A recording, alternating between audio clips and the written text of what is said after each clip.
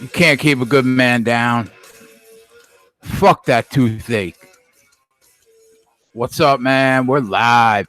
KegCast number 47 and a half. Half because I'm under the weather. Half because I don't know how many bets I'm going to make today. But I miss you guys.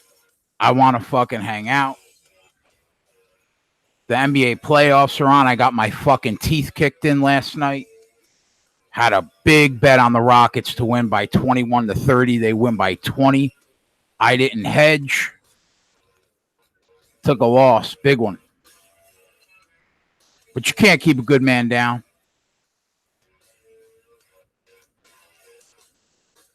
I have no idea if anybody's going to join me today. I hope I see Larson in at some point. Twatty, what's up, Dale? What's up, Armin? What's up, Trig? What's up, Adam? They still didn't pull my fucking tooth. I almost choked the dentist today. I got to go back on Saturday. They made me take some meds for a couple days. I told them to suck my cock. That didn't work. So I got to go back on Saturday. Can't keep a good man down. All right. What do we got going here? 76ers and Nets just tipped. Nets up 4 early. Why don't I see Embiid on the court? Is Embiid not playing? That's big for the Nets.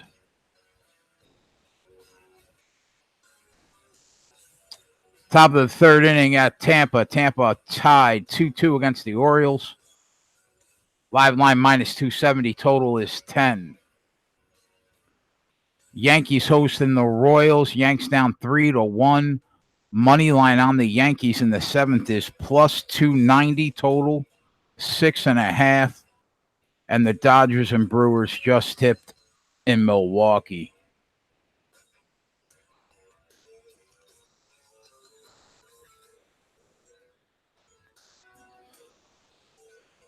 Hurricanes and the Caps in the second period. The Canes up 1-0. That's all we got going on so far. What's up, Eric, Chris, Trig, Icon, Jay? You look sharp. Why? And no obstruction, you leftist loons. The president gets to strut like a boss New Yorker. I read the entire report today. I'm going to reserve my right to disagree. He most certainly didn't collude with Russians, though. I'll give him that.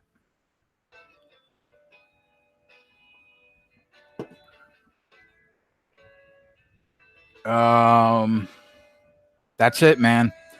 What games we got going on tonight? Colorado hosts the Phillies. 8:40 start. Moneyline minus 120. Total is 11. We got the Angels host the Mariners. LA minus 122. Total 10. And the nightcap, the Padres and the Reds. Padres minus 180. Total 7.5.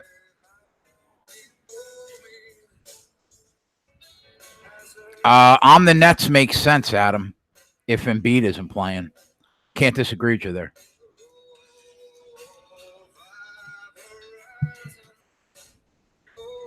Caps just scored, tied it up 1-1. There you go.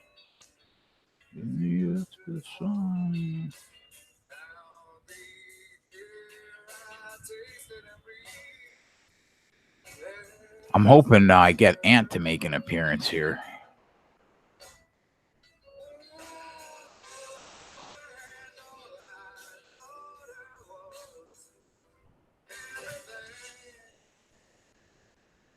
What's up, David Bandy?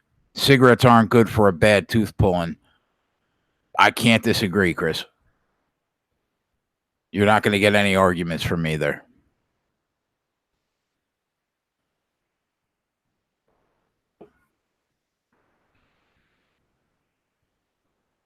In the NBA tonight, we have the Nuggets. Nuggets are kind of in a must-win, aren't they? Aren't they down 0-2?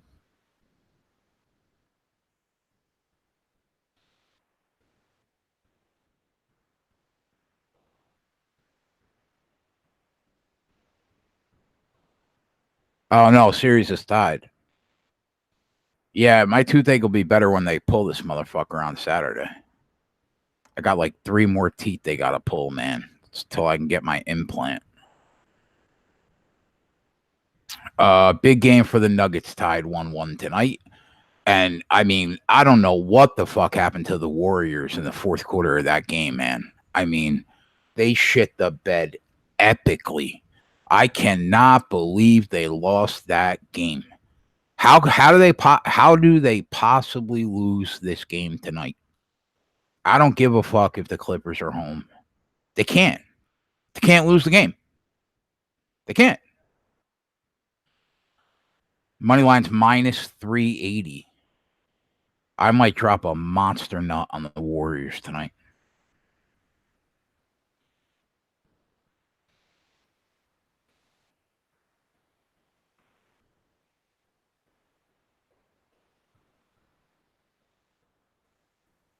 Yeah, Trig, I think I agree.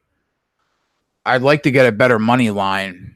I'd like to get a better money line than minus 380, though, if I could. But, I mean, I think the Warriors are going to make a statement tonight. They win by 20 plus.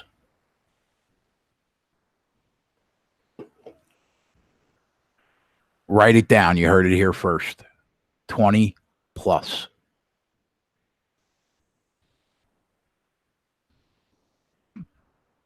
I have no idea what Twatty's on tonight. I did not look at his. I didn't bet anything today, to be honest.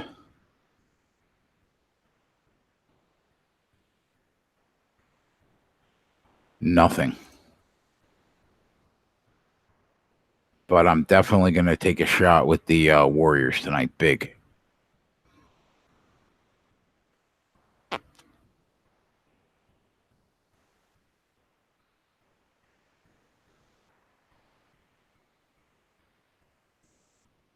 Guys, shout out Twatty. Go find out where he is so he can come on here and hang out with me tonight. I have nothing to do. I have absolutely nothing to do tomorrow. I'll hang out on here tonight through the Warriors game if you guys want, but I need somebody to fucking talk to. I'm not going to sit here and pull my prick by myself all night.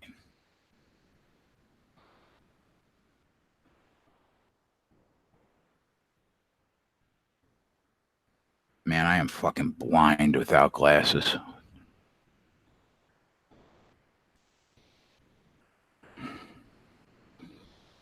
I sent an invite to Twatty. I sent an invite to Chris. I sent an invite to Larson. Individual player props. Yeah, I think, well, I mean, the Nuggets have been terrible on the road this year, Matt. But it wouldn't shock me if they took the first game in San Antonio tonight.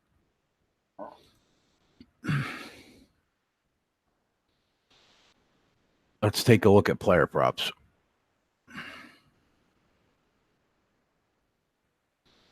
Curry points is over under 29.5 tonight. Over minus 120. That's a lot of points, man. That's a lot of points when Durant and Clay are on the court. Durant's points over under 26.5. Thompson is over under 21.5 plus 100 on the over.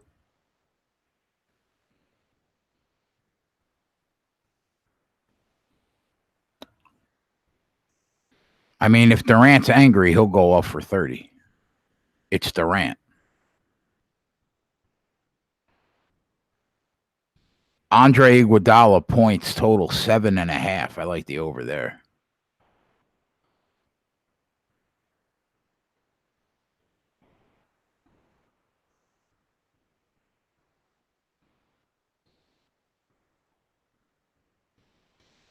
Steph Curry made threes over under 5.5. That's a lot of threes, man. That's a lot of threes. Kevin Durant over under 1.5 threes. That's an over.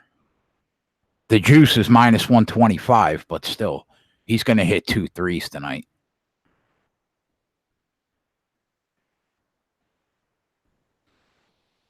Klay Thompson over under 3.5 threes, and the over is plus 122. It wouldn't shock me if he hits 4 threes tonight. When Klay goes off, he goes off for 30.25. It all depends on if he gets hot. If he gets hot, he'll crush that over.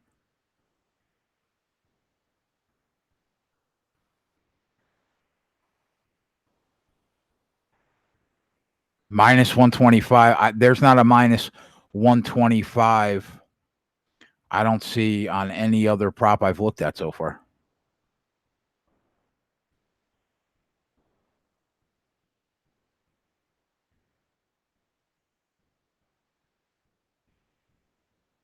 Man, my ass is still bleeding from last night.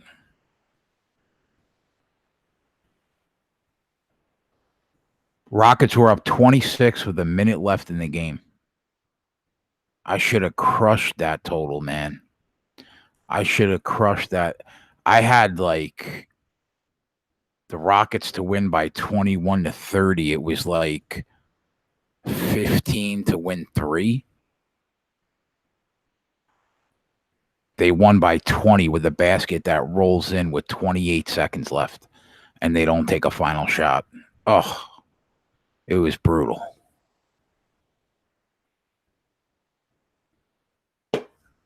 Absolutely brutal. What's up, Tony B?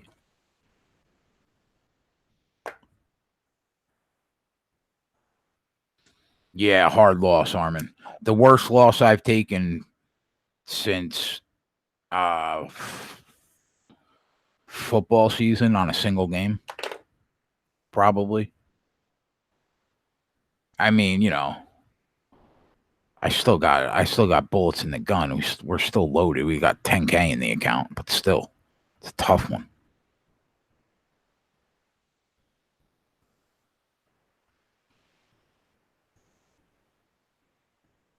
Philly up 22-19 with about 4 minutes left in the first quarter.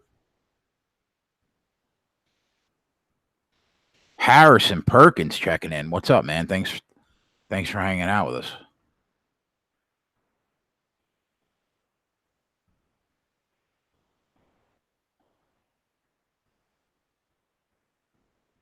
I can't find Twatty. Where the fuck is he at?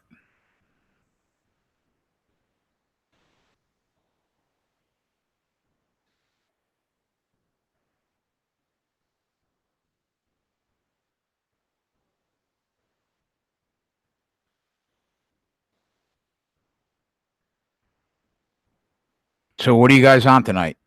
Hit me with it.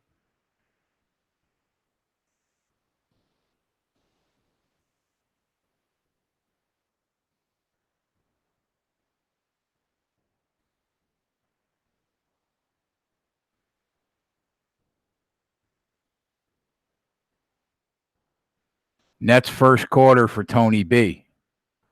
Pick Machine's got 76ers money line. I don't know if you saw Ski's picks, but he's on the Spurs minus 2.5. Golden State first half minus 4.5. Warriors under 233.5. Spurs first half. Oh, did you, Trig? Before I came in? Oh, Jesus Christ.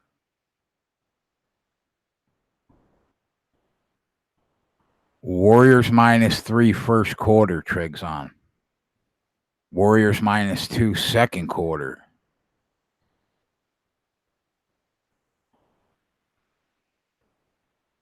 Under 59.5 second quarter. Warriors minus 5 first half.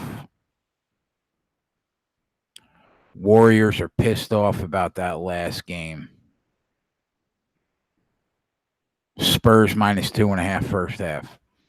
There you go. Yeah, I can't disagree with anything that you guys are saying about the Warriors game.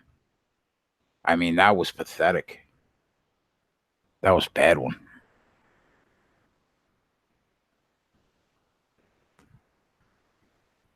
I don't know what to think about that Spurs game, though. The Spurs look. I mean, I thought the Spurs won that second game. I was checking scores. I didn't watch it, but they were in full control of that game for 3/4 of the game. They let Denver back in through the back door, huh? Yeah, Trig, I need a winner. I need a winner tonight in the worst way, bro.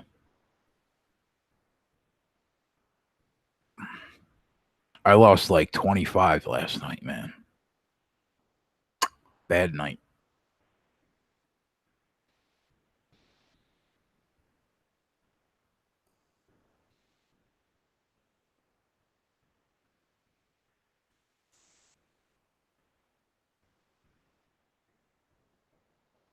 Come on, Larson. Why are you breaking my balls? I sent you an invite. Come in and hang out with me for a little bit. Make me talk by myself like a stupid loser. Durant is so pissed off. Oh, I saw that. Beverly was like a hemorrhoid, bro. He was like a fucking hemorrhoid on Durant. He was so angry, man.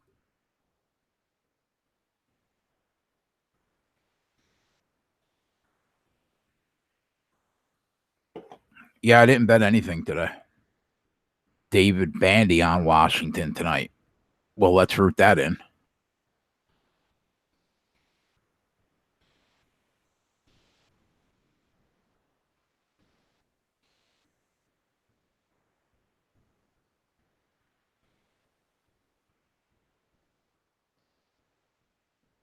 Pathetic.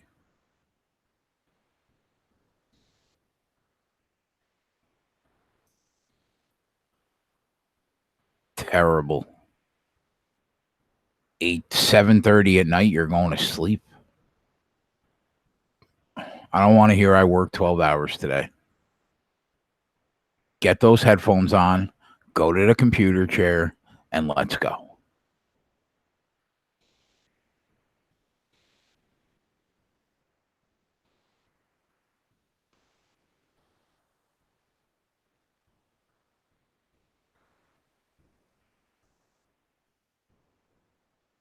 Trig, you want to come on and hang out with me because Anthony's a bitch?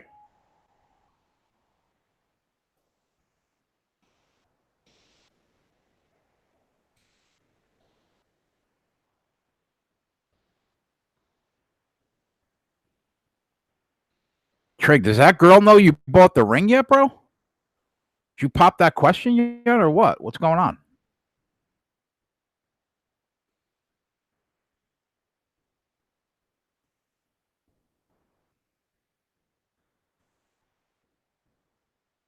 Oh, we're going to have Morency on soon. Raymond Scott says, I come here for the Ant Show. You're the only one, Raymond. Everybody else comes here for me.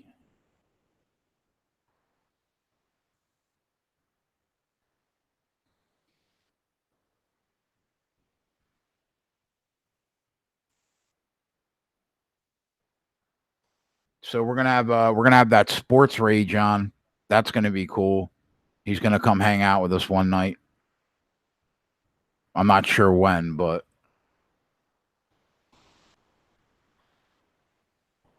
I'm way more entertaining, dude.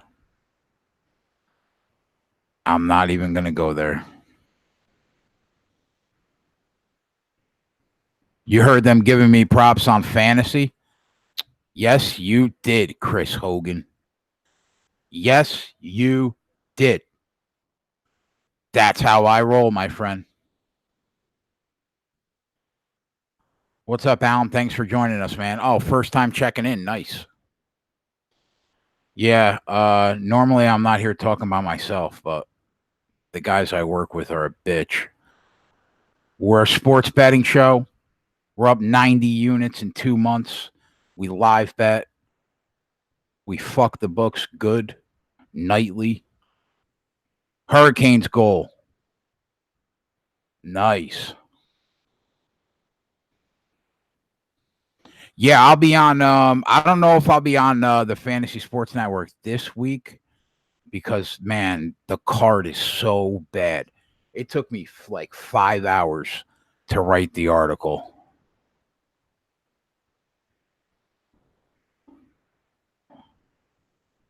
We follow Trigger.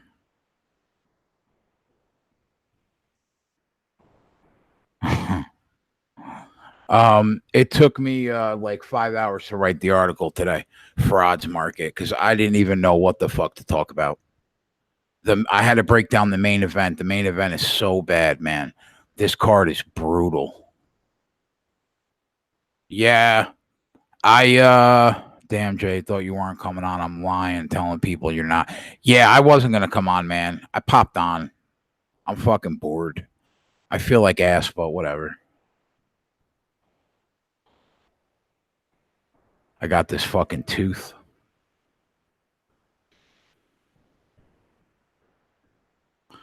Saturday. Yeah, I know. The fights are in Russia. I don't know if I'm even gonna make a bet, man. The card is so bad. Oh yeah, well I sent an invite to Edge to come and join me. I don't know what he's doing. He might not be home from work yet though, because he's out there on the West Coast. Um, I don't know if I'm going to be on Saturday. Well, Saturday at 1 o'clock I'll be getting the tooth pulled, so I definitely won't be on. But there isn't much worth betting. I mean, honestly, the only I think Alistair Overeem wins the main event on Saturday because I'm not a big fan of Alexei Olenek, but I'm not laying 240. If you want to take like Overeem by TKO minus 140, I endorse that. I gave that out in the article. And Antonina Shevchenko, which is Bullet Shevchenko's sister, is a fucking beast. She is going to fuck Roxanne Modafferi up. But she's minus 370. So you're going to have to lay a nut. But there's no way she loses the fight. No way. Like, that's a fight where you just drop 3,700 and you pick up a free 1,000. It's that kind of fight. She won't lose. I can't believe Roxanne Modafferi still fights in the UFC. Blows my mind every time I see her fight. So a parlay, Shevchenko Overeem parlay is like minus 145 also. I gave that out as like a bonus play in the article. But other than those two fights, I don't see anything, man. It's a bunch of Russian regional promotion guys that have never fought in the UFC before that are getting a bump. I mean, honestly, it's in St. Petersburg, Russia. The UFC could give a fuck about this card, especially off that pay-per-view with two incredible title fights. So, I mean, it's the second time they've been in Russia and the second time that they fucked Russian fight fans over with a god-awful card. So, I mean, that's it, really. I'm not touching any fight on that card. I might lay a nut on Shevchenko, and I might bet over him. Other than that, it's not worth it. Just wait until the next card. I don't know when the next card is. Could be next weekend, the way this fucking UFC is now. It is next weekend. Next weekend you got that piece of shit Greg Hardy fighting. You got Jacare fighting Jack Hermanson. That'll be a good fight. And then you got Greg Hardy is fighting in the co-main event. But at least there's good fights. You got Platinum Mike Perry fighting Alex Oliveira. Glover Teixeira's fighting. John Lineker finally back fighting Corey Sandhagen, who is a fucking stud. Next weekend we will be on for UFC Fight Night 150. But this weekend, man, just put your money away and just save it.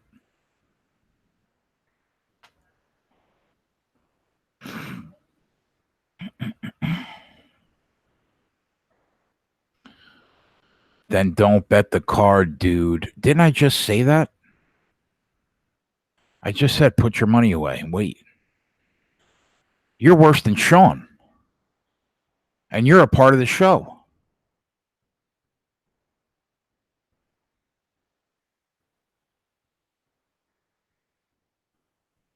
'76ers up 8, not giving a fuck about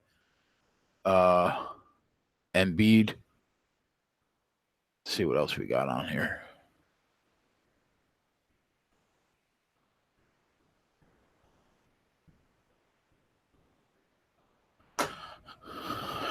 Hurricanes lead the Caps 2-1. Going into the third.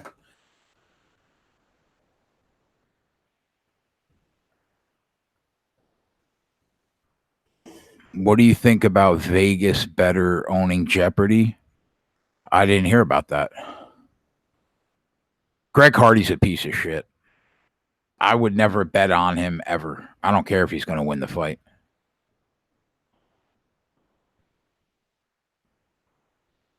Orioles up 3-2 in the fifth.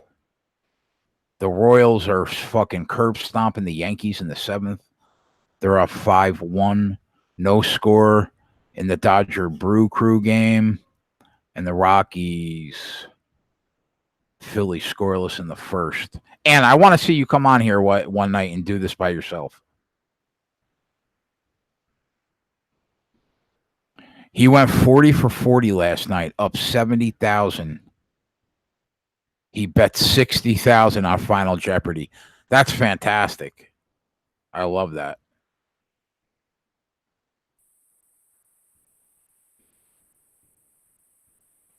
You haven't heard about the latest Jeopardy champ, a bettor from Vegas. He's going to challenge Jennings' record. No shit. He set the single game record 3 times over with 100K. Good for him. Represent.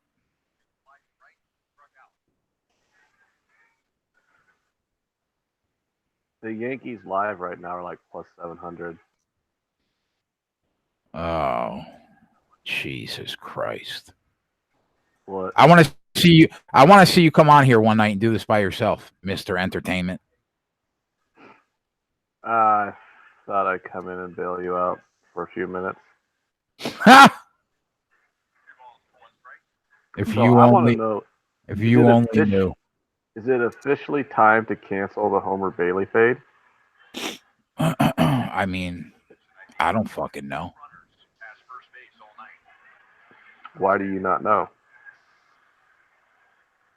It's the second gym in a row he's pitched. Who's hosting Jeopardy right now? Trebek's dying, isn't he? I mean, Trebek's just going to host it till he dies, I would imagine. He's still on there, rocking with the pancreatic cancer and everything? Probably. God bless him. What a stud. I mean, he'll be dead in like a year, so. Oh, come on, man. That's what do you Alex mean? He's 78 with stage 4 pancreatic cancer. I mean, that's not exactly you never know, man. You never know. You don't just throw dirt on a man when he's alive. The fuck's wrong with you? Well, I'm kind of annoyed when people always say that when it's like, oh, yes, stage 4 cancer is a death sentence. Like, get over it. When a doctor says, I'm sorry, you have stage 4 cancer, I'm sorry, you just got your death sentence. I mean, it is what it is. And he's 78. So there you go. I mean, I'm not being a dick here. It's a fact. So is Lovelady just watch this, guys? Lovelady going to give up some hits to these Yankee bats or what? I don't know. What were you on today in baseball? It was the noon game. It was the first 500 on that Washington and that Giants game. They set at 4.5, which was like an absurd total. Like, how the hell do you have a total of 4.5 in a game started by Patrick Corbin up against that dog shit offense of the Giants? And Pomeranz isn't exactly a meatball thrower. Pomeranz is a perfectly suitable starting pitcher. So how the hell do you have a first 5 total of 4.5 in that game? So, yeah, that was actually a pretty big play. You sound like you're dead, man. I have allergies like crazy right now. I've What's been up, like on Detroit Claritin. Lions gang? I've been on Claritin for like 2 freaking weeks. It's barely helping.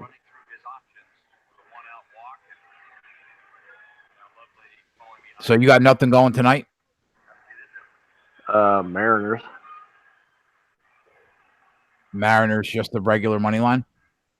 Yeah, and the series. Took them to win the series Oh, too. I saw that. Yeah, I saw that. Yeah, like here's the thing. They don't have a single game in the first 3 games of this. It's a 4 game series, but a series, but it only counts for the first 3.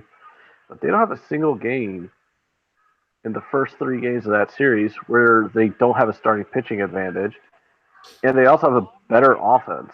So why am I getting a plus price on this series price? I mean, do people actually think the Angels are good? What do you think about the Warriors tonight off that horrific loss at home? I don't think anything about it because, I mean, basketball is not my thing. When we put the Kia badge on our factory. I mean, you sat here on the show for 2 months and said you might as well back the Warriors every game because they're the best team in the league. I didn't say that for 2 months. I said that for a week and a half until they stopped covering. Off that horrific loss at home, I just can't see them losing game 3.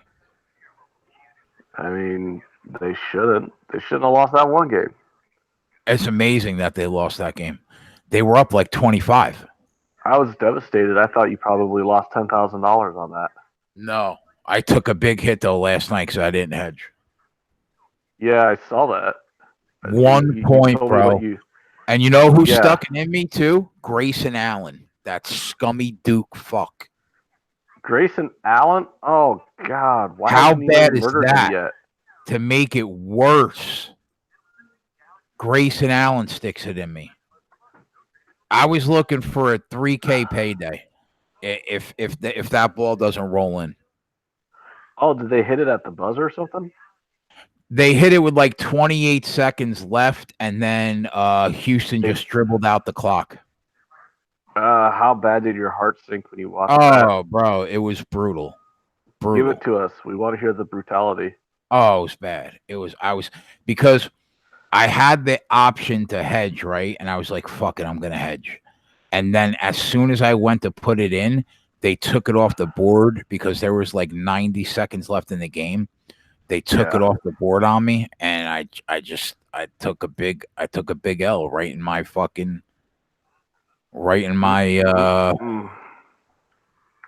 balloon knot. What have I told you a million times?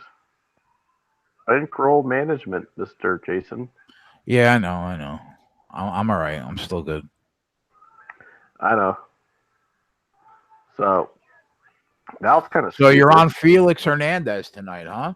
You've been shitting on him for like 2 weeks. Is Chris Stratton supposed to be good? I have no idea. I mean, I just figured that you wouldn't They're back that guy on the road. Road, home, what does it matter? They both starting pitchers kind of suck, to be honest with you. I mean, neither team's really that good, but that's the problem with people try to handicap baseball. They look at the starting pitcher and then they're done. You know what I mean? It's so weird. I'm like, you do know there's these things called lineups, right? Have you ever heard of a bullpen? Have you ever looked at defense? Now, granted, the Mariners' defense and the Mariners' bullpen are not very good at baseball either, but their lineup sure is hella shitload better than the Angels' lineup. Plus money, yeah, the Mariners should probably be the play tonight. That's why I took it. It's like the only other play I took other than that first 5 under from the Washington game. Did the Mets play today? No, they play tomorrow.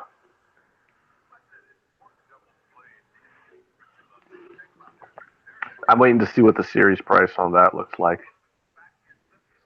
I probably want to grab a piece of the Mets on that.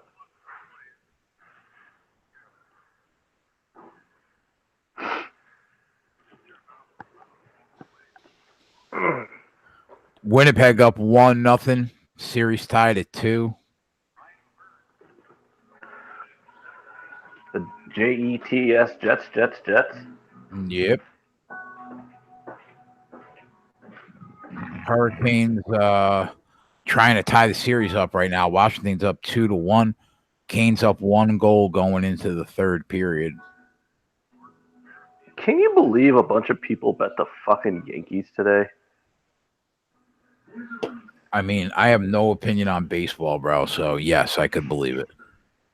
I mean, I don't blame them. I mean, the Royals suck, but like, how the hell would you bet on the Yankees laying minus 200 when Domingo Germán fucking started the fucking game? I mean, it's like I said, people, not only do people, for some reason, they don't look past the starting pitchers when they cap baseball. Sometimes they don't even look past the fact that one starting pitcher on one team is pitching, and they completely forget that there's another guy. You know what I'm saying? Yeah, Raymond said they took well over 80% of the action today, too. Yeah, like, the game had no value. There was no reason to bet the Yankees game today. Like, people just wanted to bet it to fade Homer Bailey, which, I don't blame them. I mean, I've faded Homer Bailey a lot over the last several years. I mean, that's usually a profitable play. But you're not going to make money laying minus 200 with Domingo Germán. That's just not smart. It doesn't matter that Homer Bailey's the other pitcher. That's whatever. I don't know. I continually, every time I wonder how the hell bookies stay in business, I meet other people who bet on baseball, and then I'm like, oh, that's how bookies stay in business. Because you bet baseball. God. Jesus. Every day I'm just perplexed at the things people do. Hey, you know what You're the a most baseball annoying thing? snob. Oh, I'm a massive baseball snob. But you know what the most annoying thing is to me, Jason? Can't wait. No, it's when people ask me for a play and I'll give them what I'm on, and then they ask what I would recommend to parlay that with. Meaning that if you haven't bet another play, there is no play to parlay it with. No, meaning that you don't fucking parlay. Because Well, I mean, yeah, bro, me and you don't parlay bets, but like 99% of the betting world parlays bets constantly. Yeah, exactly. That's another reason why bookies are in business. Yeah, I just get baffled. I'm like, how many times you got to lose before you figure out that parlaying is not a profitable thing? People want that payday. They want to get paid 10-1 on a 14 football parlay. It's just how it goes. Oh, the worst one though, it's not even those 4-1s. It's like people who'll parlay like 4 different minus 300 favorites, thinking that 2-1 is a surefire hit. Like because that's like what'll pay out, or they'll parlay like 2 minus 250s for even money. They're like, oh, it's a surefire winner. I'm like, oh wow, you figured out how to parlay huge money line favorites together. My God, the book's never going to be able to beat you now. No one's ever done that before. Never in my life have I ever seen anybody decide to parlay 3 minus 300 favorites together. Ooh, you're a genius. You better buy that mansion. You realize you're probably shitting on 50% of the people that watch the show. Think I care? I just don't like it is, man. I'm watching this Royals game right now. My God, the Royals got 2 men on with a runner, or with 1 out in the top of the 8th. Man, they're going to win this game. I should have took them, but I didn't think there was enough value at them even at plus 165. So that was stupid of me. I should have took them anyways. Oh well, it is what it is.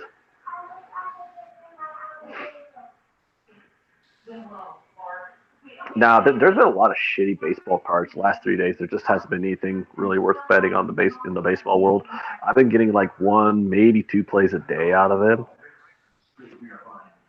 So 76ers are hanging tough without Joel Embiid tonight on the road. Oh yeah, I saw that. Like, aren't they better even without Embiid? Aren't they better than the Nets? I mean, what could possibly be wrong with that kid to not play in a game where the series is tied 1-1 and it's their first game on the road? Like the doesn't he miss like 30 games a year? The magnitude of that injury would have to be like I might lose my leg if I play in that game. I can't imagine why he's not in the fucking game. And then remember Michael Jordan. He was having to get IVs and shit because he was dying of the flu, and he went out and hung 300 on the Jazz. Right. Or exactly. However that went. Exactly. With like 104 fever, Scottie Pippen holding them as they're walking off the court. He goes for like 45 and hits a game winner to end the Jazz. I mean, it's just crazy. Yeah. I mean, I hate to be that guy who goes, "Oh, the players of my day," but I mean, come on, players in our day played 82 fucking games. This kid fucking misses every third game. Even it's the playoffs and he's missing a game. Is he really hurt? Come on. I don't know. I mean, I'm not gonna question the kid's heart. Like when he plays, he looks like he's all in. I'll question the heart of anybody who misses every third fucking game. Maybe it wasn't his decision. I mean, they have the worst coach in the playoffs. That's a fact. Yeah. I suppose. I mean, I'm not in a position to comment on who the worst coach in the playoffs is because I'm not a huge follower of the NBA. But wow, I think the Royals are going to get like 3 more runs before this is all said and done. That live line right now is minus 3,000.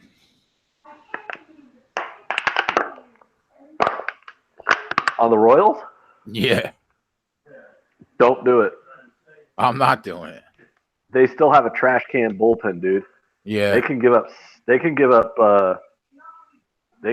7 runs in 2 innings. The comeback is plus 1,100. Ooh, do that. Think the Yankees could just pull a rabbit? Yeah.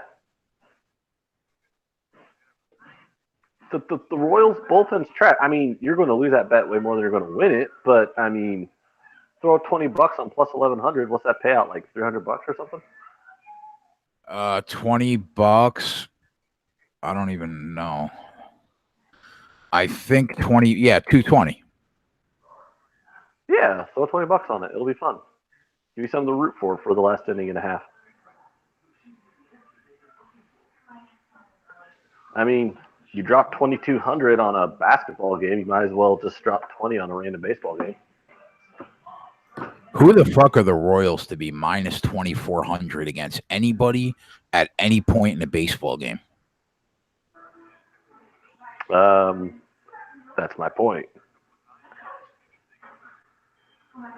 I mean, they're the worst team in the worst division of baseball. What'd you think about the Milwaukee Dodger game tonight? Pass.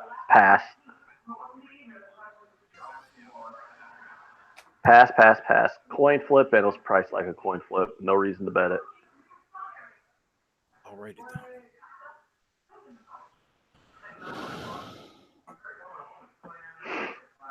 I mean, I don't know what you're going to get out of Urias, however you pronounce his name.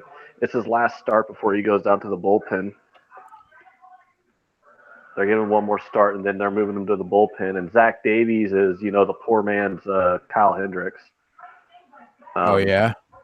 Yeah. Brewers smash lefties.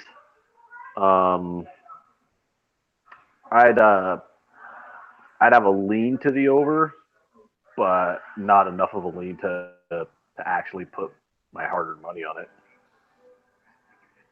But if you're going to put a gun to my head and tell me that I had to put a bet on this game, otherwise you're going to blow my brains out, I guess I'd bet the over, if anything. But I mean, it's a pass, that game. Like 90% of the board over the last 3 days has been a complete pass in baseball. Who's pitching for the Yankees right now? Kid can't find the plate. Green. You know, that's another thing I don't understand is like the last 3 days I'm finding 1-2 plays a day. Like, how the hell have I seen these people tweet out like 7 different fucking plays on these MLB cards? And then everyone's on gambling Twitters like talking about how they're having a rough MLB season. And like, well, you had 7 fucking plays on a garbage card. That's why. I mean, I know I did have one day where I had like 10 plays and I went 5-5 on it. But that was like an isolated incident, you know. Most of these other days, it's been like 2-3 plays a day. Raymond Scott said that's what we do, volume. So Raymond's hitting high volume. Oh, well, yeah, Raymond bets every game. Can't go 7-0 if you pass. Well played, sir. Well played. I will let them. Hey, you know the thing is like there is days when I do play practically the entire card. I mean, just ask Jay. I mean, there was earlier this year I had 10 plays in one MLB card. It's just if I don't see a play. You with went enough 5-5 that day, and I tailed and went 0-4. Yeah, that was weird. Fucking amazing. Yeah, so I mean, yesterday I went 1-1. Yeah, yesterday I went 1-1 because I took the Pittsburgh and they won in extra innings. But then I took an over in a game that finished 1-0. So that was kind of cool of me, wasn't it? I read that game right, didn't I? Yes. We almost got 200 subscribers. We're close. That's pretty cool.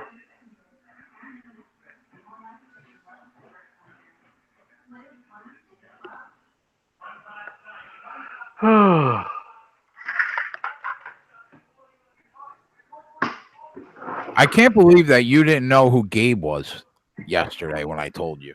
Who? Gabe Morency. Why am I supposed to know who he is?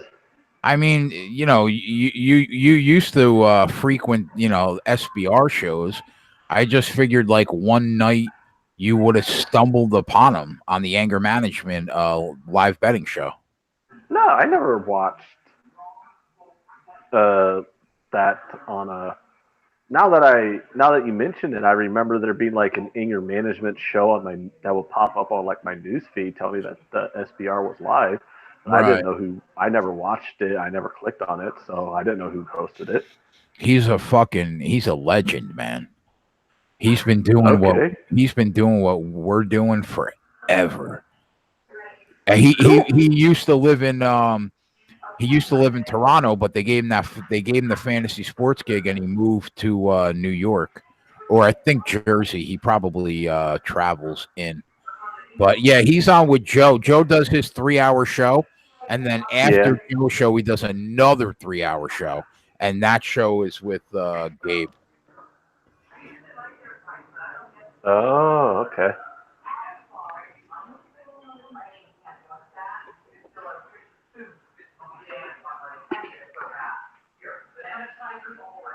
Yankees just shit in the bed epically. Are the Yankees even 500 right now? No. They're like 7-9, I think. I mean, half their lineups on the injury list.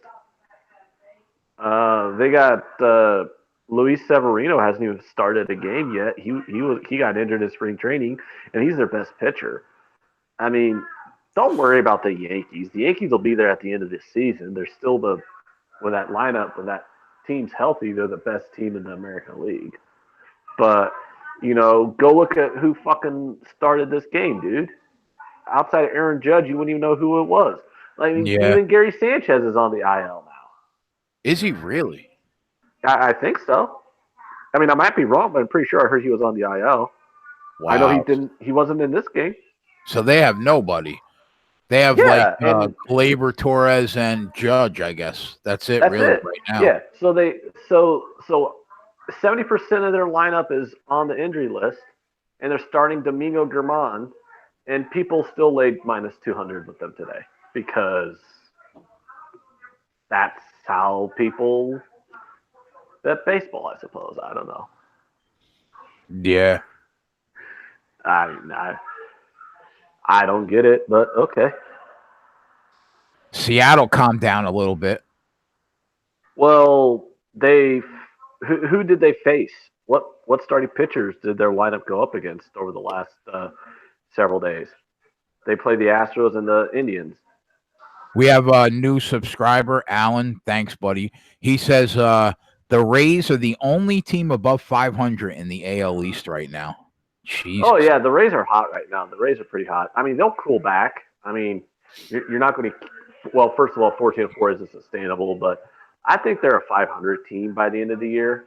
They're just not going to be able to sustain that offensive production without any power. I mean, they basically just get a bunch of singles.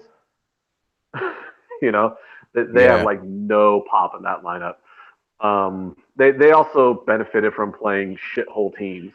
So, I mean, it's not like the Rays are putting up this record against the cream of the crop. I mean, they've had a pretty weak schedule to start, but more power to it. I mean, the Rays weren't projected to be a bad team, though. I mean, I think their win total going into the year was like lower 80s.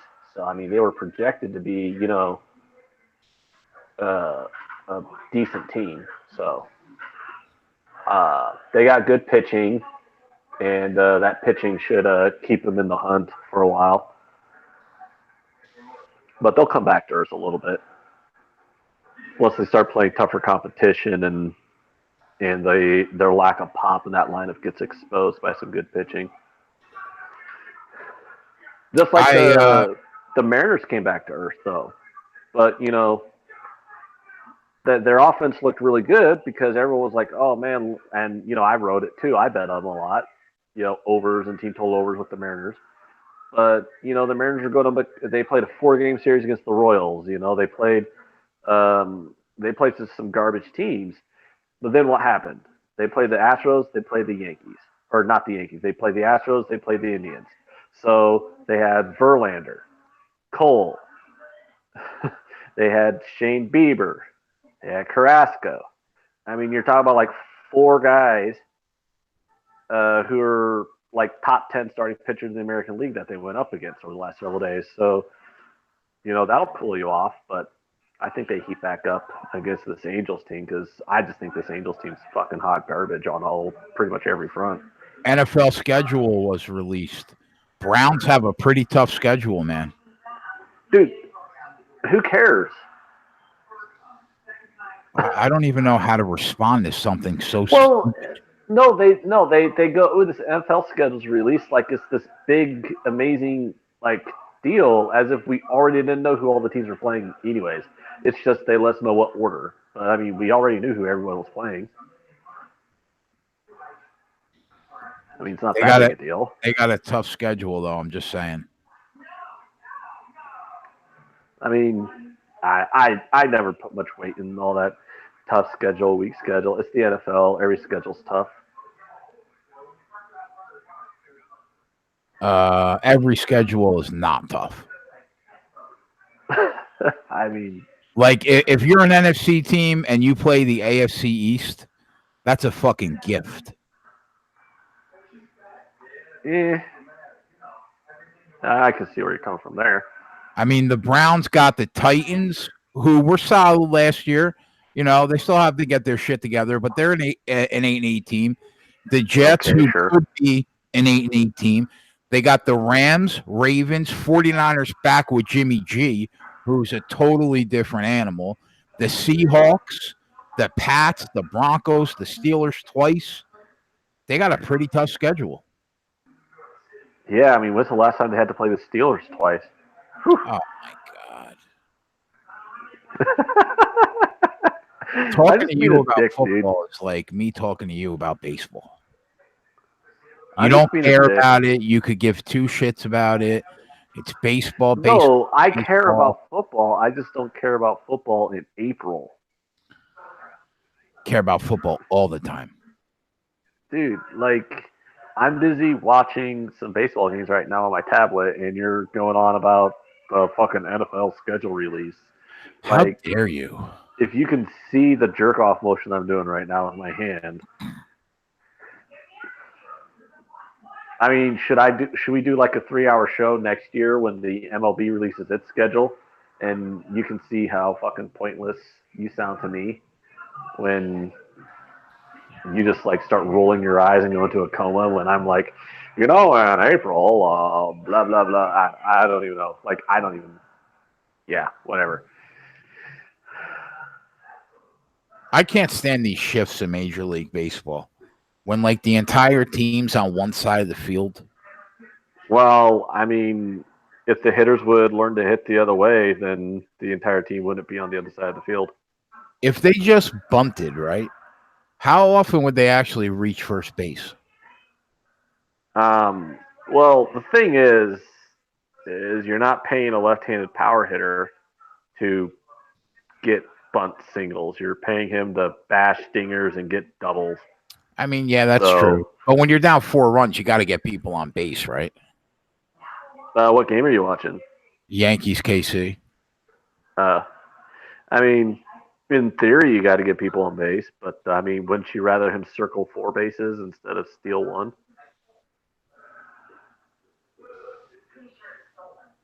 And then what happens if his bunt attempt goes foul? Now he's like giving up a strike. I mean, there's guys who have done the math and figured out that bunting's useless. So there you go. Don't get a ant rant going on about bunting.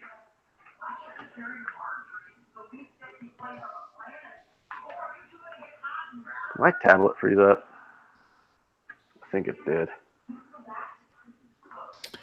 Yeah, no, I understand. I understand what you're saying, Raymond. I mean, I get it. Oh, what's Raymond saying? He said you could play your defense however you want. What are you going to draw little lines and circles all over the field where players can legally stand? Yeah, I like what Raymond says.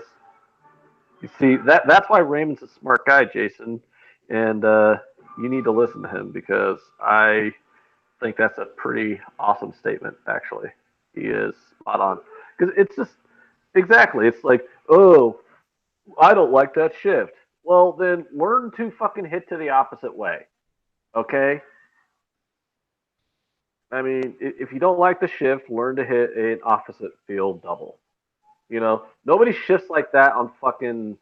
Uh, um, yeah, my tablet did freeze up, so that's why I can't see the game.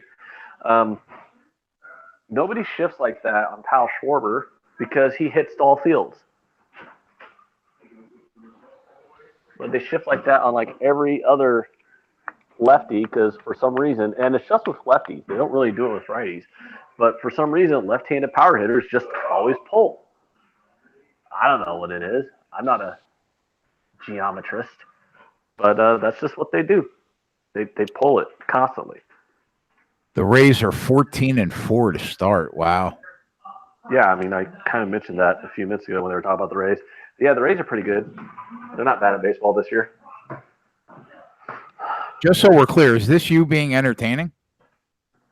No, I'm kind of crabby right now because I'd rather be sleeping, but I thought I'd give you some moral support for your show. Well, I appreciate that. Yeah. Astros and Mariners are wow. Everybody in the AL West is other than the Angels are above 500. Yeah, that won't last long. The Rangers, I mean, the Angels will stay below 500 because they suck, but the Rangers are ass. Yeah, they're 3 games over. I can see the Mariners hovering around 500. I mean, their offense is good enough, but I don't see Eric says I the shift ruined baseball. Now everyone has to only hit for power, which leads to more strikeouts and less action.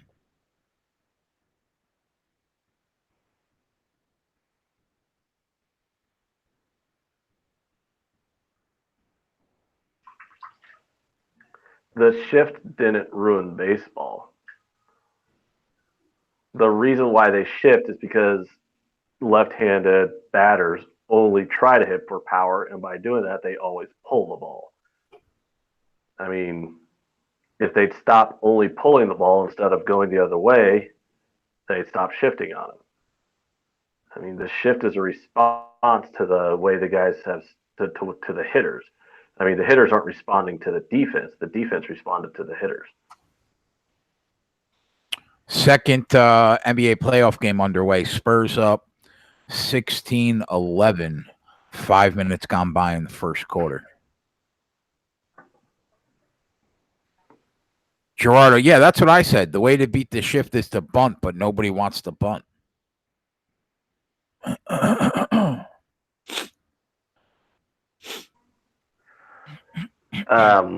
Yeah, that's really not what they're trying to do. I mean, if bunting was really something that was going to be create more runs, then they'd be coached and taught to bunt to beat the shift.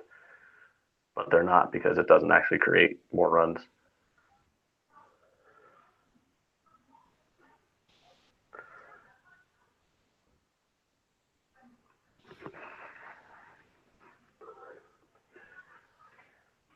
It's a shitty night live betting baseball.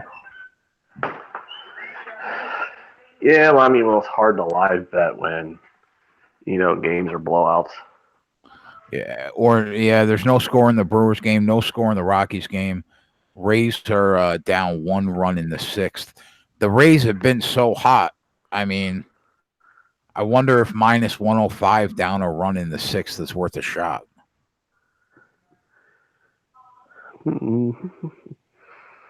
Against the Orioles.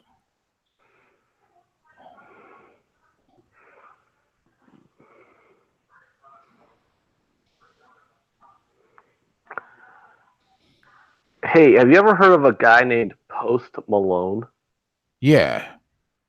Oh, okay. Why?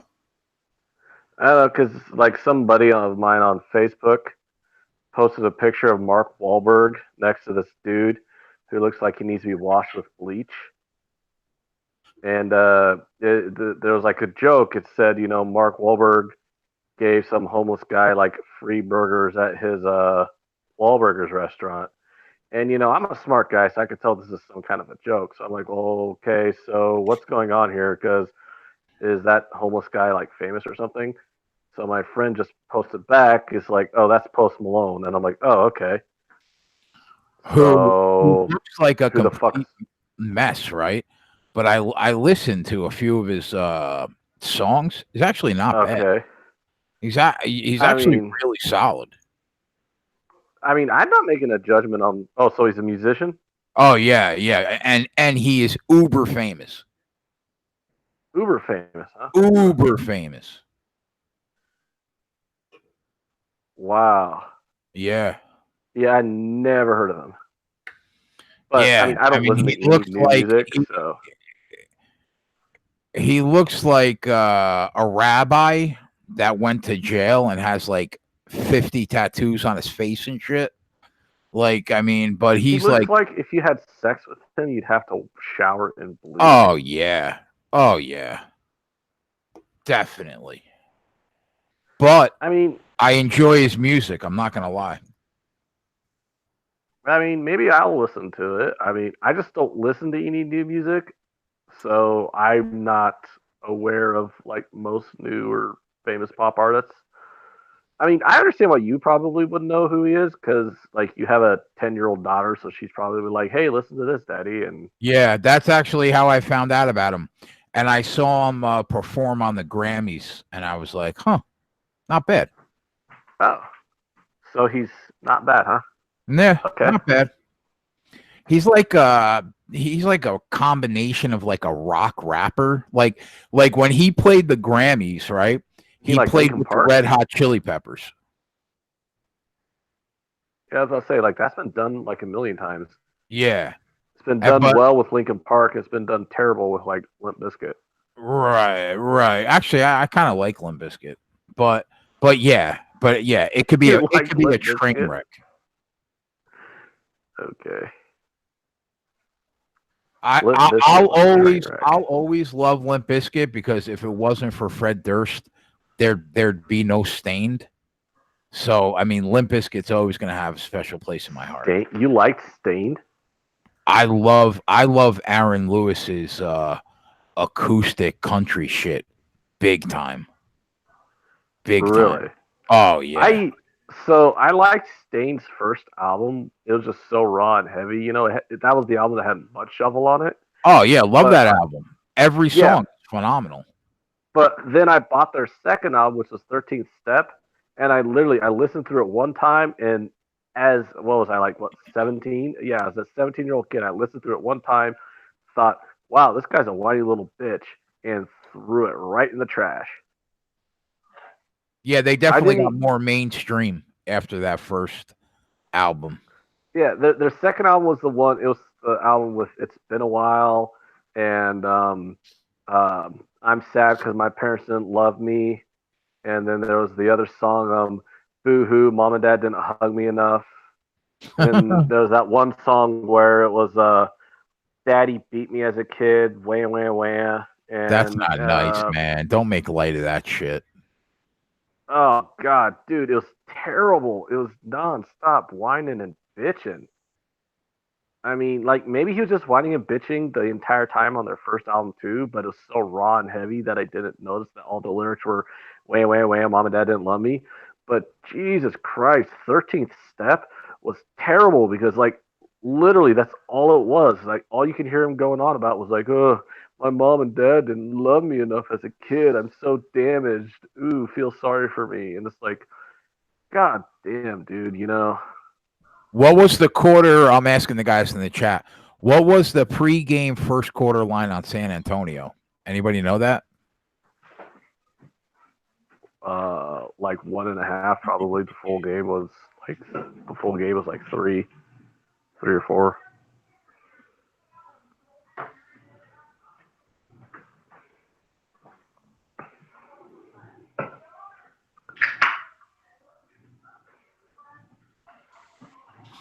Yeah, this is how bad this Yankees lineup is, dude. They got 3 hits against Homer Bailey and that Royals bullpen. I mean, yeah, that's not very good. San Antonio is fucking them up right now. Oh, they are? Yeah, I mean, they're up 7 with the ball in the first quarter, looking solid. The Orioles are up 3-2 on the.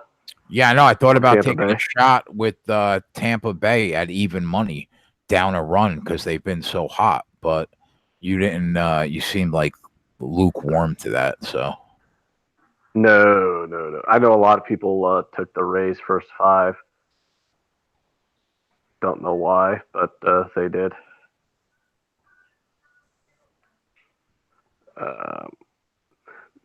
I mean, yeah. Well, I mean, I guess I can see why. I mean, Cashner was pitching, but, you know, he was serviceable today. Well, here's the thing with the Rays is it's like they got off to a hot start, so now they're like overpriced constantly. Like, why the hell would you ever lay like minus 240 on a team that's playing a bullpen game? yeah, You know what I'm saying? Okay, they closed at minus 265. So okay, I get that they're playing Andrew Cashner, and I get that it's the Orioles, and the Orioles are terrible, right?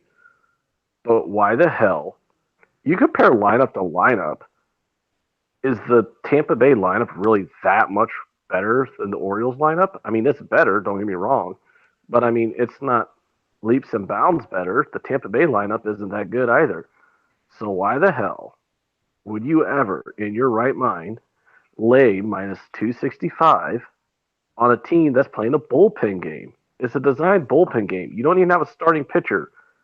No one's going more than 2-3 innings in this game. So you don't even know who you're getting. You don't even know the order of the pitching. At least when you have a starting pitcher, you could, okay, this is the starter, and then when they pull him out, if he goes 5 or 6 innings, you can kind of get an idea who they're going to pull out of the bullpen. When a team's doing a bullpen game, you don't fucking know what the hell's going to go on. So if you're not going to just take the value with the big plus number on the Baltimore, which I wouldn't recommend either because I'm not really going to put my money behind Andrew Cashner, why the fuck would you just pass the game? Just pass it. You don't have to bet it. Just pass it. San Antonio has won 13 straight at home against Denver. Wow. Well, I mean, there's probably half the league that can say that San Antonio could say that about. Isn't San Antonio like super good at playing basketball in San Antonio? I mean, yeah, they're good. Yeah. So is Denver like one of those teams where they just play good in the regular season, but they're really not actually that good? I don't know, man. They were so good this year in the regular season, specifically at home, though. But I mean, it's not like Tampa. Tampa got swept, didn't they? Tampa, I think, tied the record for most points in a season. I think they had the best record in hockey history. And then got swept? Affirmative. Wow. That is so bad. Well, what happened to Tampa is like what happened to the undefeated Patriots, but worse because at least the unbeaten Patriots made it to the Super Bowl. This Tampa team didn't just lose, but got swept in the first round. I mean, they got swept to the fuck it by the 8th seed. Like, that's pretty. Is there anybody in the chat that took Columbus in the series at like plus 320? Oh my god. That would be a fucking shot called, boy. That would be look at. Did you see what happened last night? The Avalanche in overtime? No. Colorado's going to knock out the Flames. They're up 3-1. Yeah, I thought the Avs were solid though in the regular season. Yeah, I mean, but it's still an 8 versus 1. You're looking at both 1 seeds going out in the first round. First President Trophy winner to get swept in the first round. President Trophy started 85 for 86. Oh, in 1985, 1986. Wow. Wow, that's a good comment. I can't read the comments because I'm not on the YouTube page. Who commented that? That's good. Yeah, that's the new subscriber, Allen. Oh, sweet. Dropping knowledge in the chat. Yeah, that's just. I mean, that's just embarrassing. I mean, and what was it like? There was somebody threw up a stat because Tampa Bay led the first game 3-0, and they lost it. So it's like after they were up 3-0, they then got outscored. Here, let me actually go see. So after being up 3-0 in that first game, they got outscored 19-5. Can you believe that? Yeah, it's amazing. They had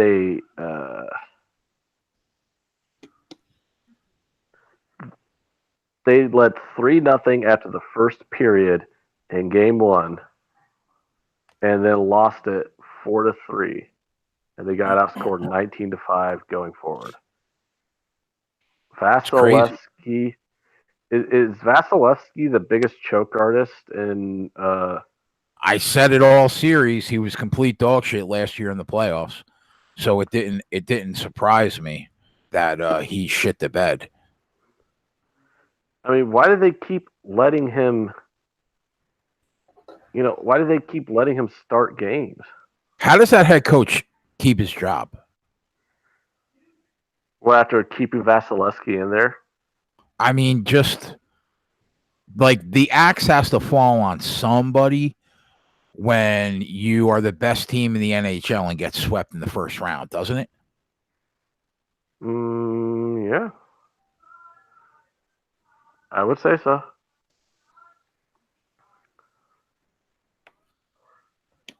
I mean, who's Vasilevsky's backup? I have no idea. I couldn't even tell you. Orioles score another run, 4-2 in the Yeah. seventh. Mm-hmm. Orioles looking to give the Rays the business. Yeah, the Orioles have honestly, the Orioles haven't really won that many games this year, but for some people seem to think the Orioles are like kicking ass. It's kind of funny. I think it's just because every time they win, people are shocked. Like you do know they're going to win like probably 60-ish games. So, I mean, I'm just saying.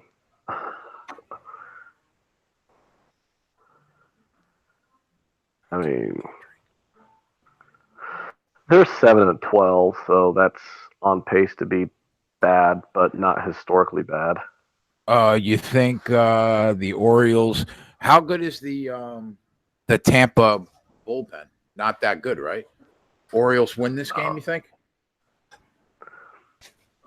Oh, I think the Tampa bullpen's pretty good. Yeah. Yeah, Tampa in general is pretty good. I mean, um, I just don't think Tampa's lineup is that good. They just don't have that good of a lineup. I mean, Tampa's pitching's solid, like starter. I mean, it's hard to say their starters are solid because they only have like 3 starters. So, I mean, they do a lot of Tampa does a lot of weird like bullpen type games, a lot. So they'll have like Charlie Morton and Blake Snell and Glass now, but after that, they don't actually have any starters, which is kind of crazy because they got like 3 guys who are like really good, or at least with Glass now. I mean, he might not be really good, but he's definitely got tons of upside, and I could see him being like really really good going, you know, pretty soon. But after that, they just don't have any starting pitchers, so they do like these weird bullpen game type things where they'll like start a guy for like 2 innings, and then another guy will come in and pitch 2 innings, and so on and so forth. Right. And they'll do that by like design too. Like they specifically intend the game to be a bullpen game. It's weird, but it's effective. I mean, they almost made the playoffs last year doing that, so. But it makes it a difficult handicap for a lot of these Rays games. So I wind up passing almost every single one of those games.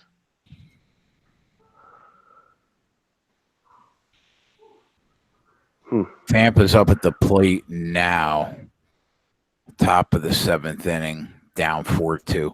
So they still got 3 cracks at it to scrape a couple runs. Mm-hmm. They're plus 260. Nah, that's not enough. Yeah, I agree. Take a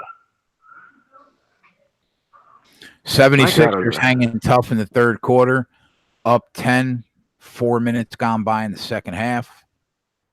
This would be a good win for Philly without Embiid. So here's an interesting one. I mean, I think the line's gotten steamed a lot, but if you see Paddock pitching for the Padres, that's somebody who you might want to start hitting on the overnights because he's getting steamed every single start. Is he giving people the business? I mean, he's been doing all right. I mean, he hasn't. I mean, he's earned that steam. If you want me to tell you that, but I would. He's not going more than like 5 innings. I think they got him under like a pitch count or something like that because he's a young guy. So you know how they have to baby these young kids. So he's only given up like 2 earned runs in 3 starts, but he hasn't gotten more than 5 1/3 in any of those starts. So if you want to like take games with Paddock pitching for the Padres, uh, I'd say probably take them on like the first 5 because he's not going to really go more than 5 innings. But also like taking like an overnight line because he's getting lots of action.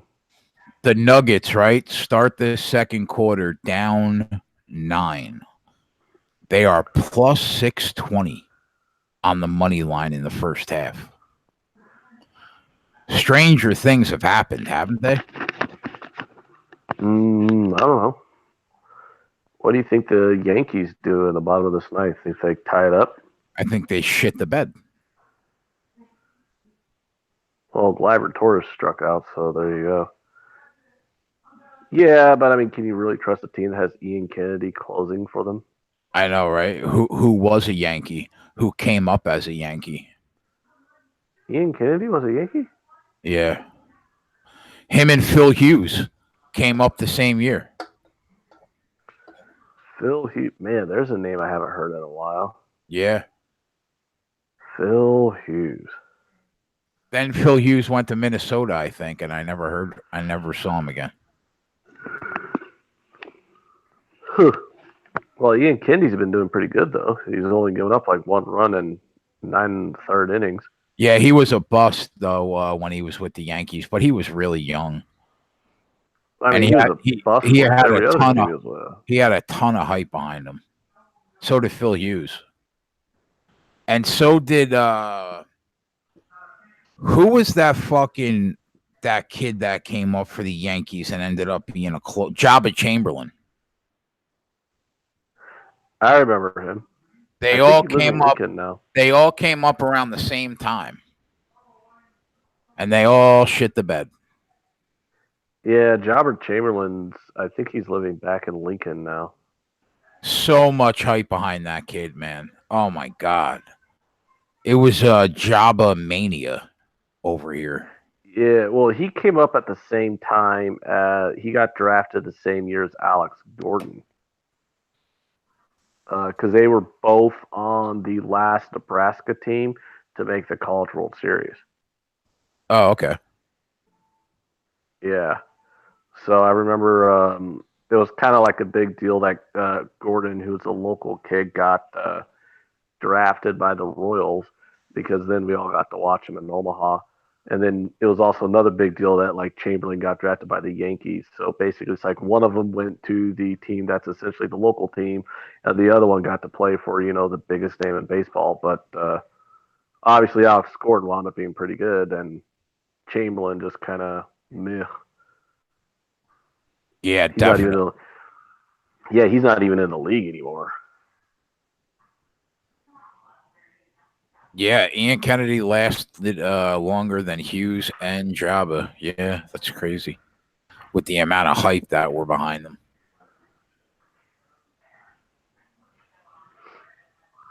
Mm-hmm.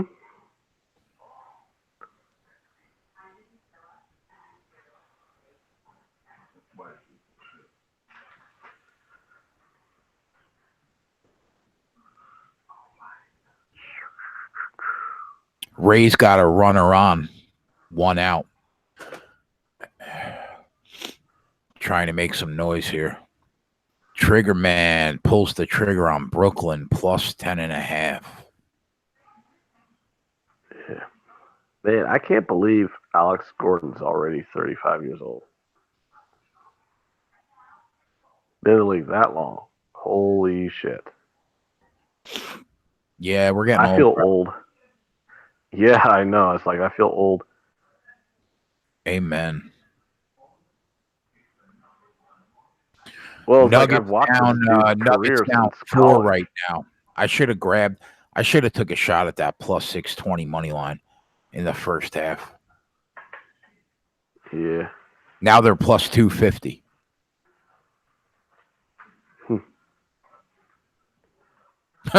Raymond said, old, I'm 50. Well, no, it's just I say it's like I've literally watched Alex Gordon's entire career since college. I watched him in college, then I watched him in the minor leagues, and then I've watched him ever since he's been a Royal. So it's like And it turns out he's like my age too. So it just seems weird that like, okay, he's 35, he's probably going to retire in another couple of years. And it doesn't seem like it was that. It literally seems like yesterday I watched him in the College World Series in Omaha playing for the Nebraska Cornhuskers. So it's just kind of like, wow, that literally like 3 days ago I saw him in college, and now he's like, oh, he's like a year away from retirement. It just, it just makes me feel old. Yeah, he definitely on his last legs, right? Yeah, I mean, he's still a pretty good player, but he's 35, so there's really not much. I mean, when it goes, it's really going to go. So I think he's on his last contract, or at least last multi-year contract.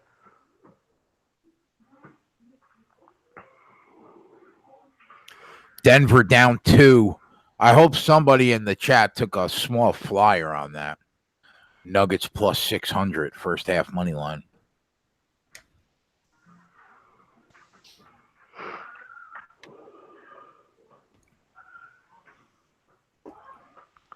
Oh, the Yankees are trying to make some noise. They got 2 runners on, though, but they still got 2 outs. Who's at the plate right now? Mike Ford. I don't even know who that is. Who the fuck is Mike Ford? And why is he getting an at-bat for the Yankees? I have no idea. It's bad when I've never even heard of the guy. Mike Ford.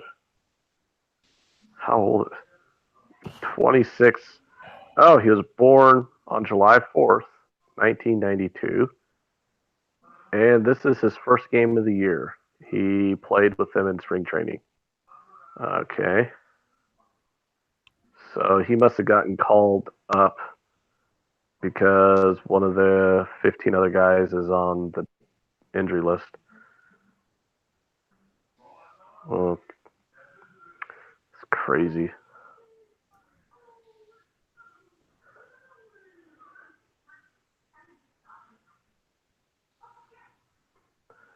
Here, let me. Denver's up 2, 9 minutes left in the first half. Wow, they outscored him by 11 already in this quarter. Jesus.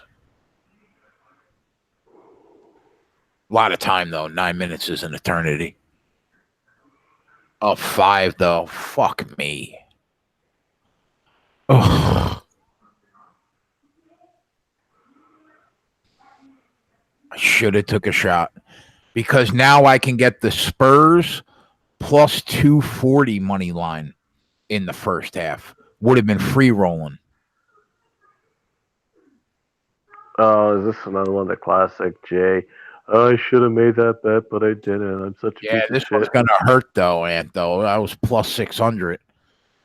They can't miss. They're up 8. They went from down 9 to up 8 in 3 minutes.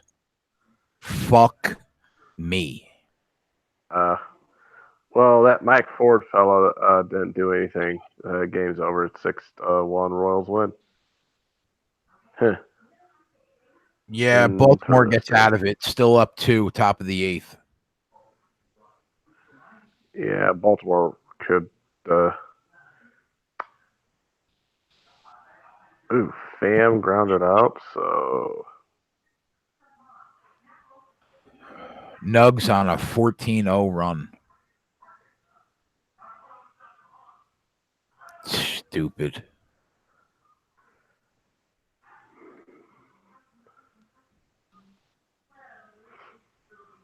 Yeah, I would definitely say the Orioles are probably going to win this game because after Pham, you got Choi, Diaz, Lowe, Zunino, Kiermaier, Robertson, and Adams. Those are your next 6 batters for the Rays. So yeah, that's not a lineup that's really inspiring confidence. Raymond cashes the Yankees under. Gerardo cashes the Royals. Good for you guys. Make that money, boys. Hey, yeah, that Royals ticket would have been like what, plus 170 or something like that. Plus 165, I think he said he got it at. Ooh, not too shabby. Those are always fun when you win them.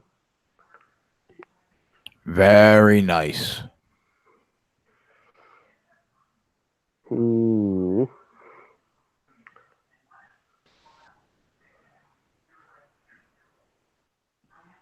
Yep. So the only game I'm on is the Mariners tonight. So there you go. There you have it, Mr. Entertainment checking in. Yeah, well, I'm about to go to sleep. So You've been sleeping for the last hour and a half. all right, well, goodbye. Goodbye.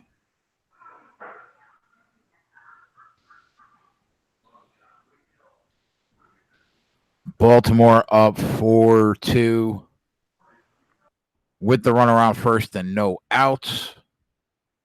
I think Baltimore probably gets the job done there. Are you not entertained? There he is. That's his new nickname, Mr. Entertainment. Way to cash that Royals bet plus 165.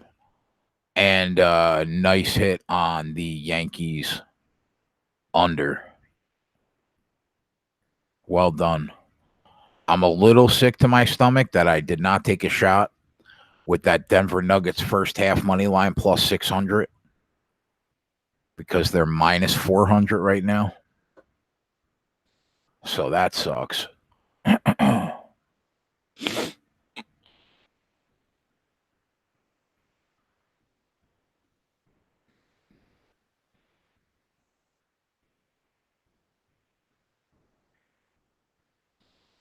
Brewers scraped the first run. They're up 1-0 in the sixth.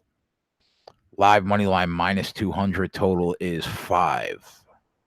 No score in the Rockies-Phillies game. In the fourth inning, total 5.5. Money line Rockies minus 120. Spurs at the line down 7. I thought I heard a couple of you guys have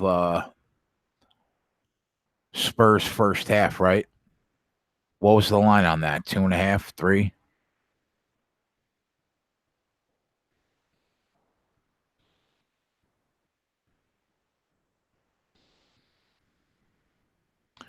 Now you can get the Spurs first half money line at plus 250. A lot of time, 8 minutes and 40 seconds. Why can't the Spurs pull that off at plus 240?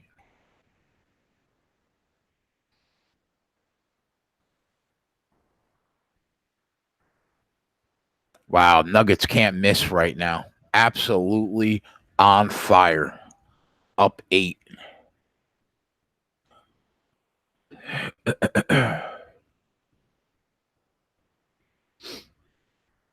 don't know how many threes they hit in a row, but it seems like 10.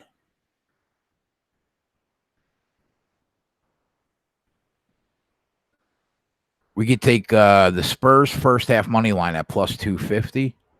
Hope they get up a couple points, and then grab the Nuggets plus 250 and be free rolling for a unit, for 2.5 units.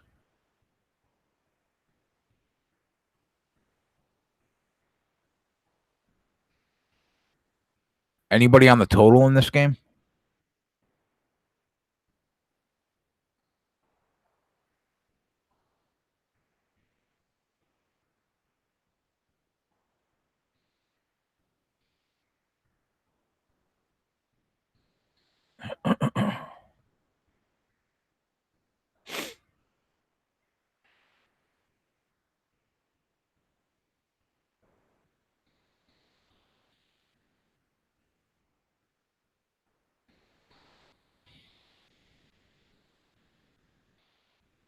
Baltimore is threatening right now. They got to run around third, 1 out.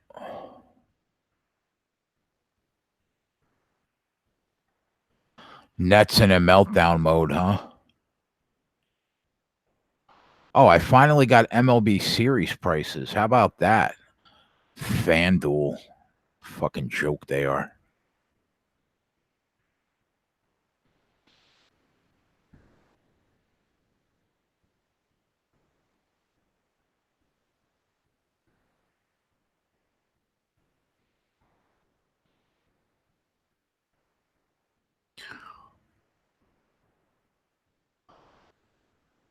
Baltimore steals home? Looks like it, unless it was a wild pitch and I missed it.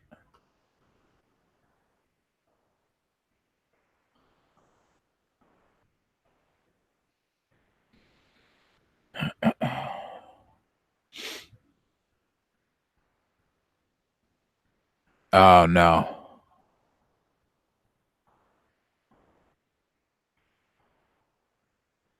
It looks like a sacrifice, I think. Sack fly.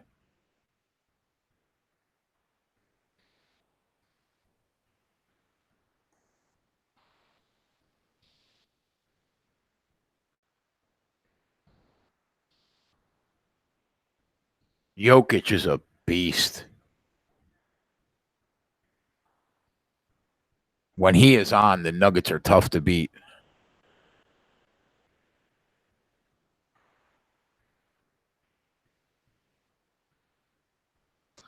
They're a combined 12 for 18 from 3 right now, it looks like.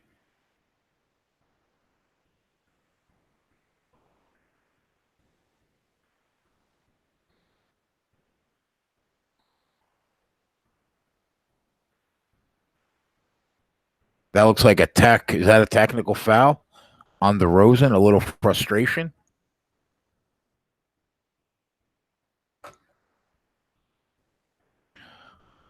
Cody Bellinger home run, it looks like, for the Dodgers, Raymond says.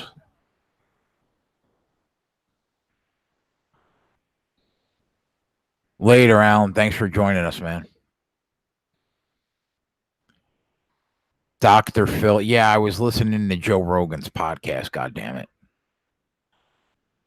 He had Dr. Phil on. I had to listen for an hour and see what they were talking about.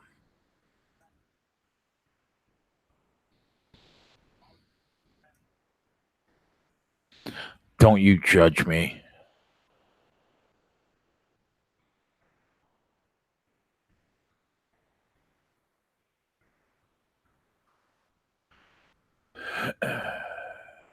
Where's Twatty? Nobody knows where he is?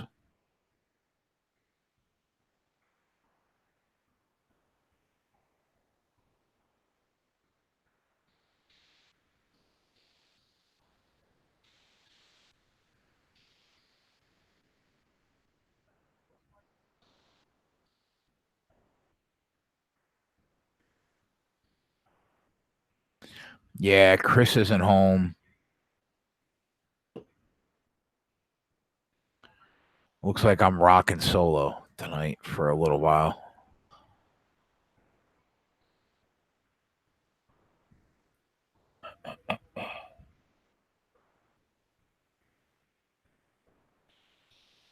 Brooklyn completely imploded, huh? Down 15. Nuggets can't miss a shot. What's that first half money line now? We missed the boat on that one. Minus 3,000.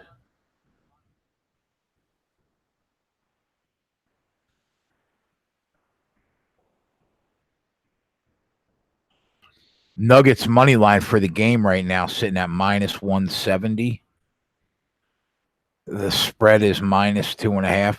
You can get the Spurs right now plus 115, plus 2.5. If you think the Spurs are the team to beat tonight, which everybody, it appears, in the chat loves them.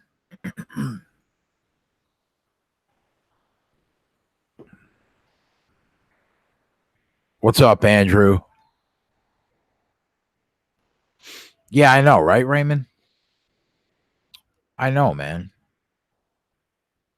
Everybody knows I'm the heart of the show anyway.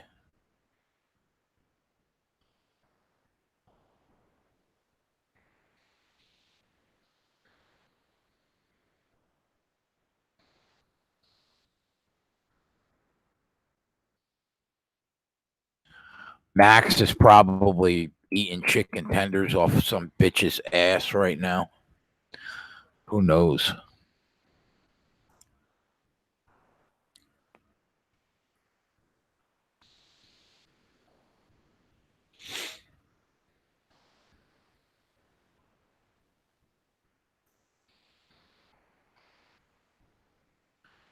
Now we're in the same situation that we just were.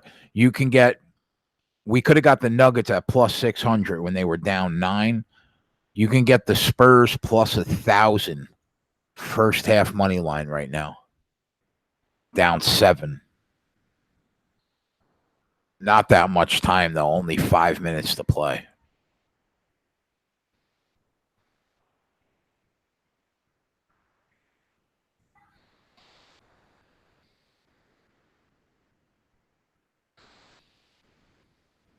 Muncie's a beast. I love Muncie.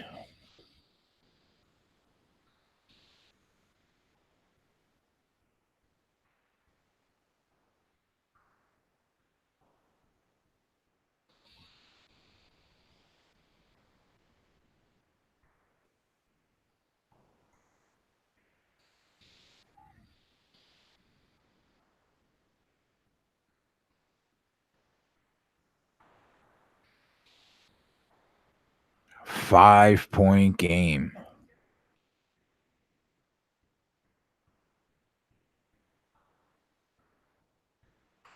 Here come the Spurs.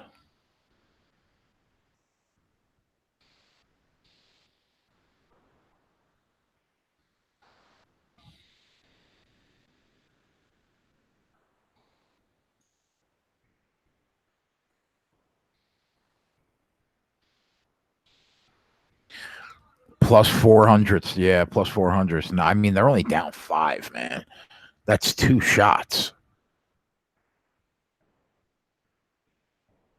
And he's at the line. He can cut it to 3, and the money line's plus 350 first half with 4 minutes left in the game. I think that's worth a shot. They're down 3.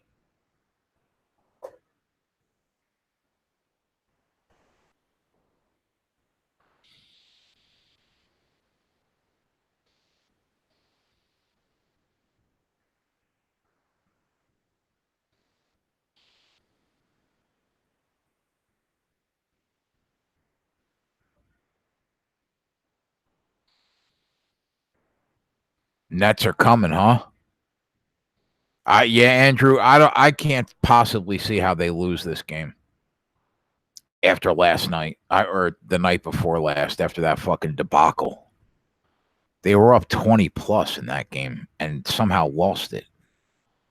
I think the Warriors make a statement tonight. I really don't think they're fucking around tonight.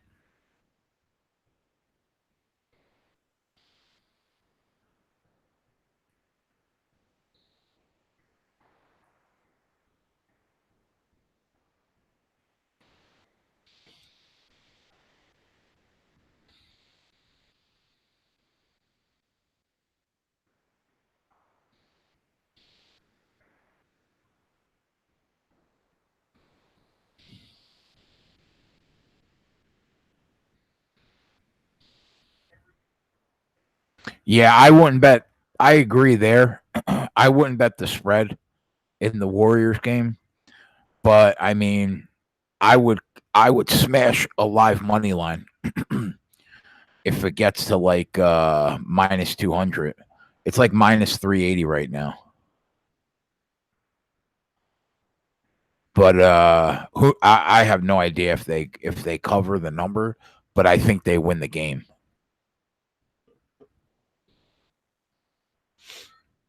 I don't really bet spreads in basketball. I just bet teams to win. 1 point game.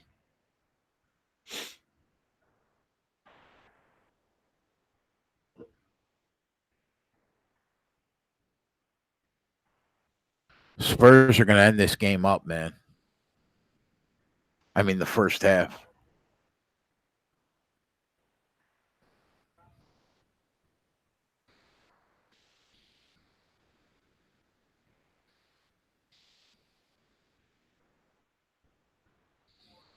Nets are coming. Down 7 to start the fourth.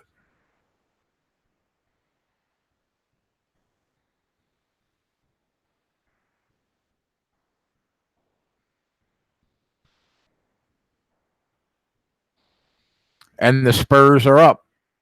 We could have got them. We could have got the Spurs plus 1,000 in the first half, and Denver plus 600 in the first half.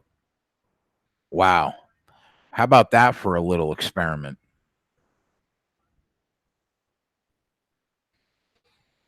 We'd be free rolling for 5 units.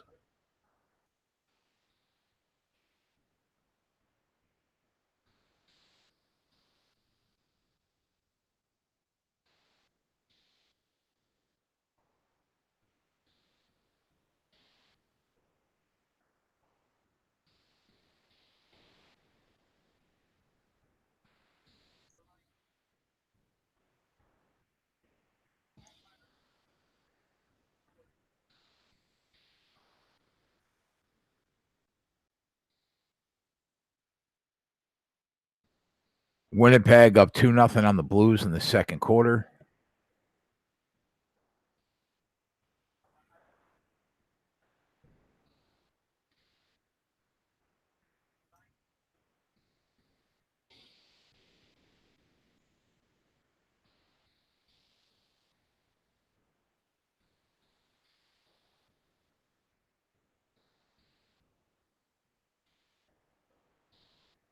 Dodgers got out up 3-0 in the sixth.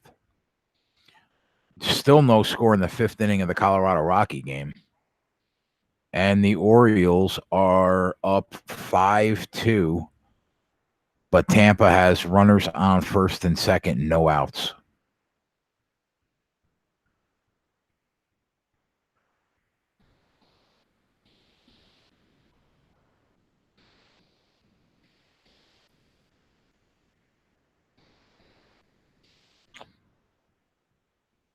I can't tease basketball.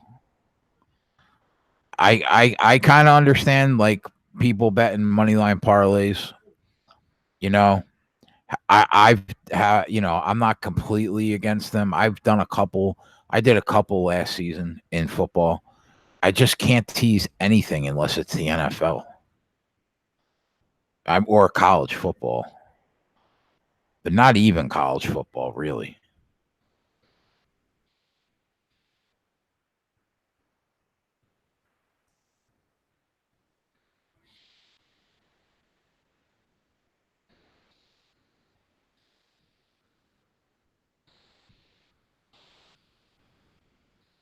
Yeah, I'm not as completely against moneyline parlays like Ann is. I can't tease a basketball game though. It's just not in me.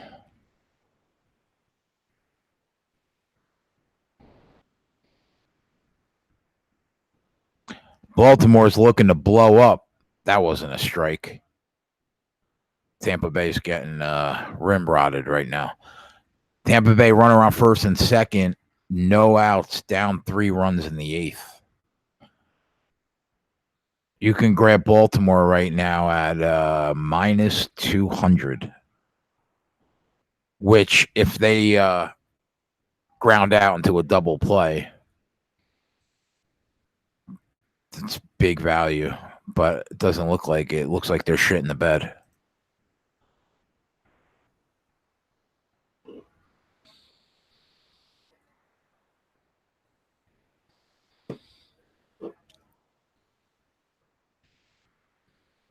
I don't make fun of NFL teasers on sides. I don't really tease NFL totals though. I bet 2 team 6-point teases in the NFL all the time. That's part of the reason I went 90-50 last year in the NFL. Can't tease I don't like to tease totals though.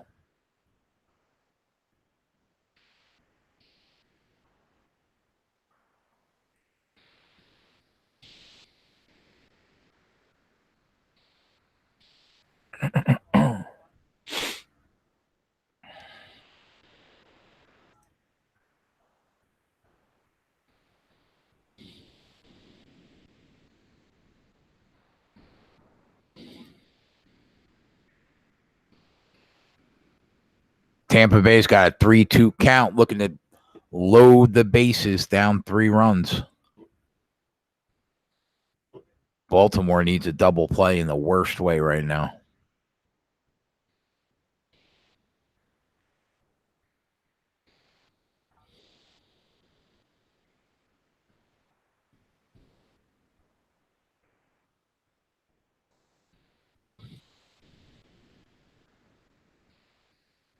San Antonio back up. Are they? No, Nuggets up 56-55. Looks like Jokic was at the line.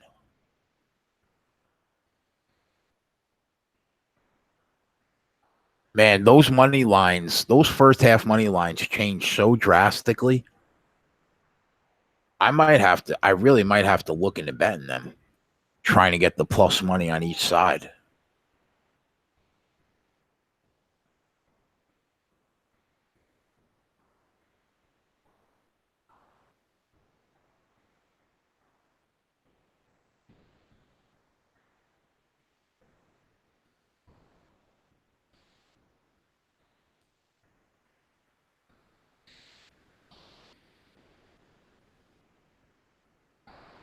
Here come the Nets down 6 in the fourth quarter.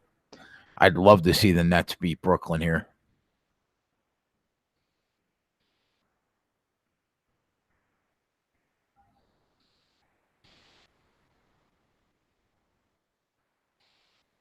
San Antonio up 3.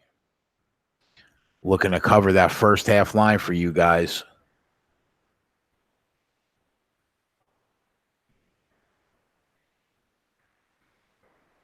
Oh, 48 seconds. It's a 1-point game for anybody that's trying to get that San Antonio first half home.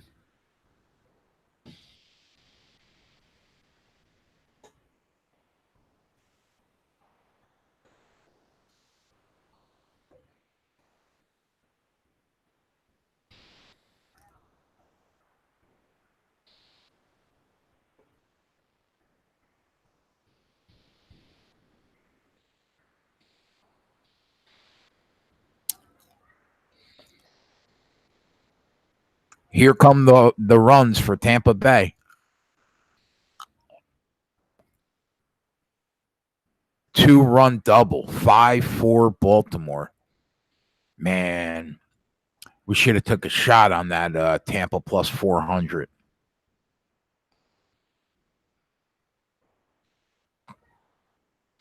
God damn it.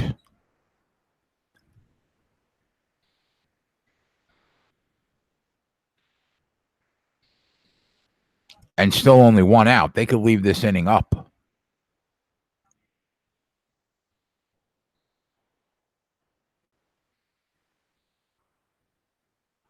Oh, my God. Steal. 10 seconds left, and they get a dunk.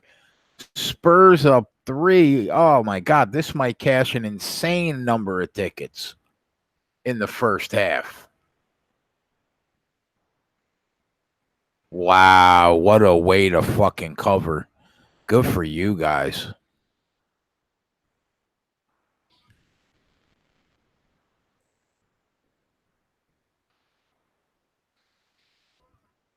That was awesome.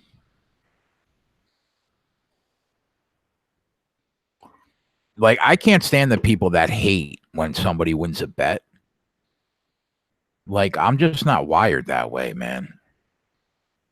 Whoever just hit that Spurs first half, good for you. Fuck that book. I couldn't be happier for you guys right now. So many haters, though. So many haters. Sharks on the board.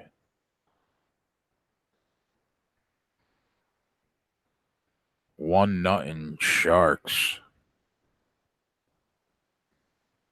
Nice. Is everybody on the Sharks? Did everybody take a shot with the Sharks tonight? I'll be honest, I haven't bet anything yet. I haven't pulled the trigger on anything. I kind of honed in on this Golden State Warriors money line if I can get a nice price live, because I just don't think they're going to lose this game.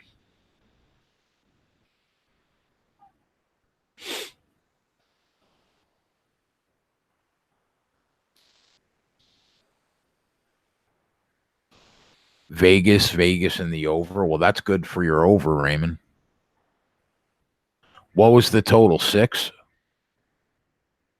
Yeah, I know, Chris. I know. I don't understand it, though. I guess I'm just not built that way.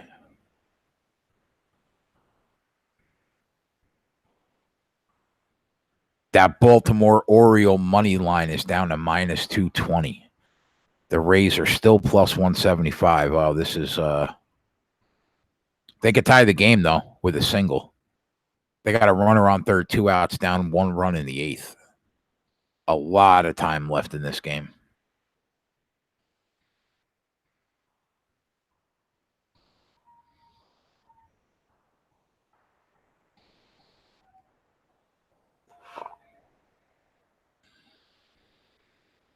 How good is the Dodger bullpen?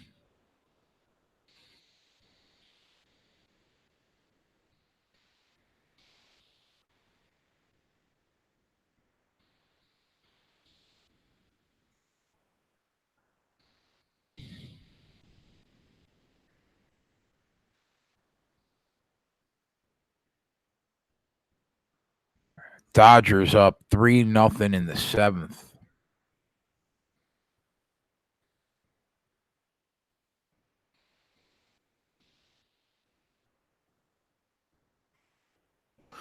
Trig, you lucky motherfucker.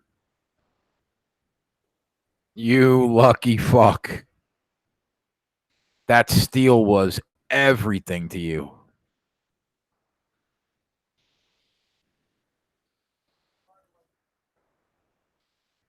I'm glad you cashed that shit, though. My man. Raymond, you think the Dodgers could still blow this game?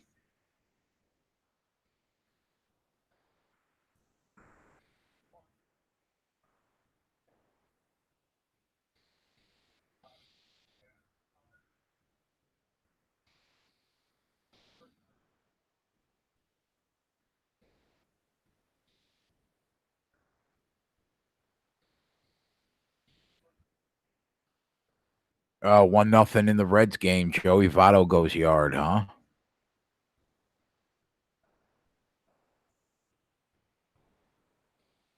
Dom Toretto. I love it.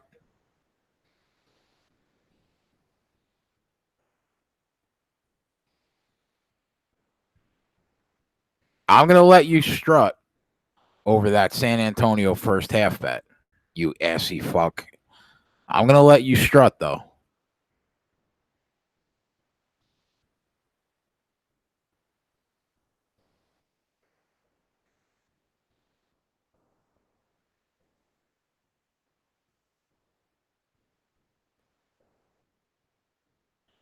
Milwaukee and the over, huh? Yeah, I'd be a little concerned about that. 3-0 in the 7th.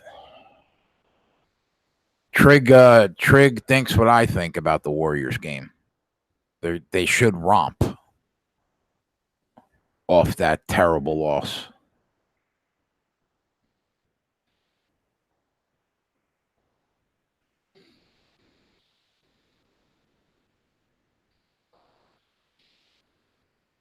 They can't score a run in this Phillies game tonight.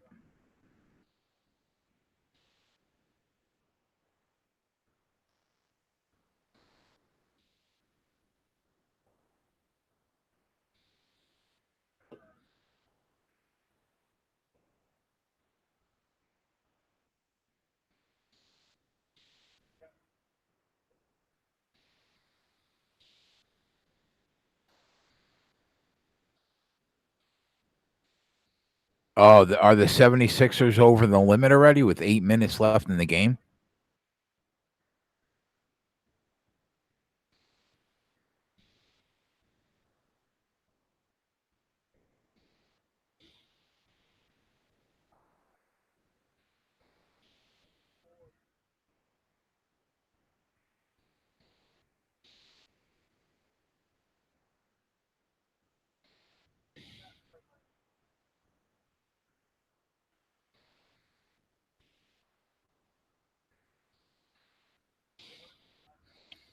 So they go into the half. Spurs up 3. The Spurs should win this game at home, though. They should handle their business and get this W.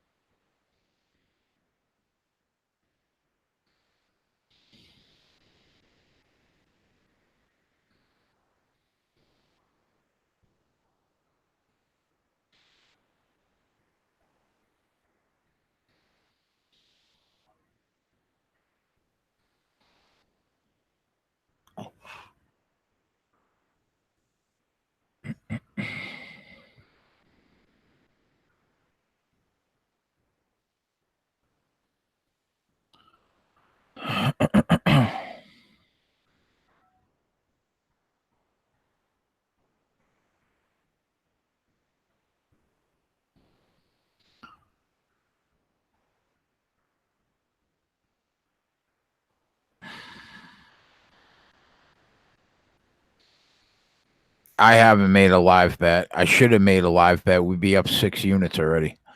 But I have not pulled the trigger on anything yet.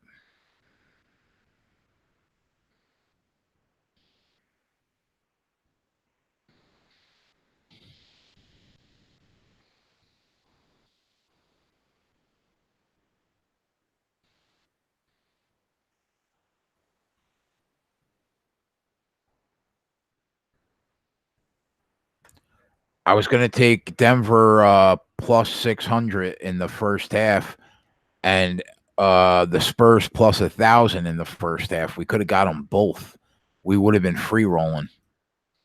Spurs if anybody took that Spurs first half plus 1,000 when they were down like 7 with 7 minutes to play, they were offering 10-1 on that line. You could have picked up 9 units there. Yeah, I know, man. We made the wrong move. We should have took a shot. That's all right. It happens. You're on the Nets plus 8.5 and 10.5. 11-point game with 6 minutes to play. You're not out of it. You're live. They could win this game. Down 11 with 6 minutes to play if they get their shit together.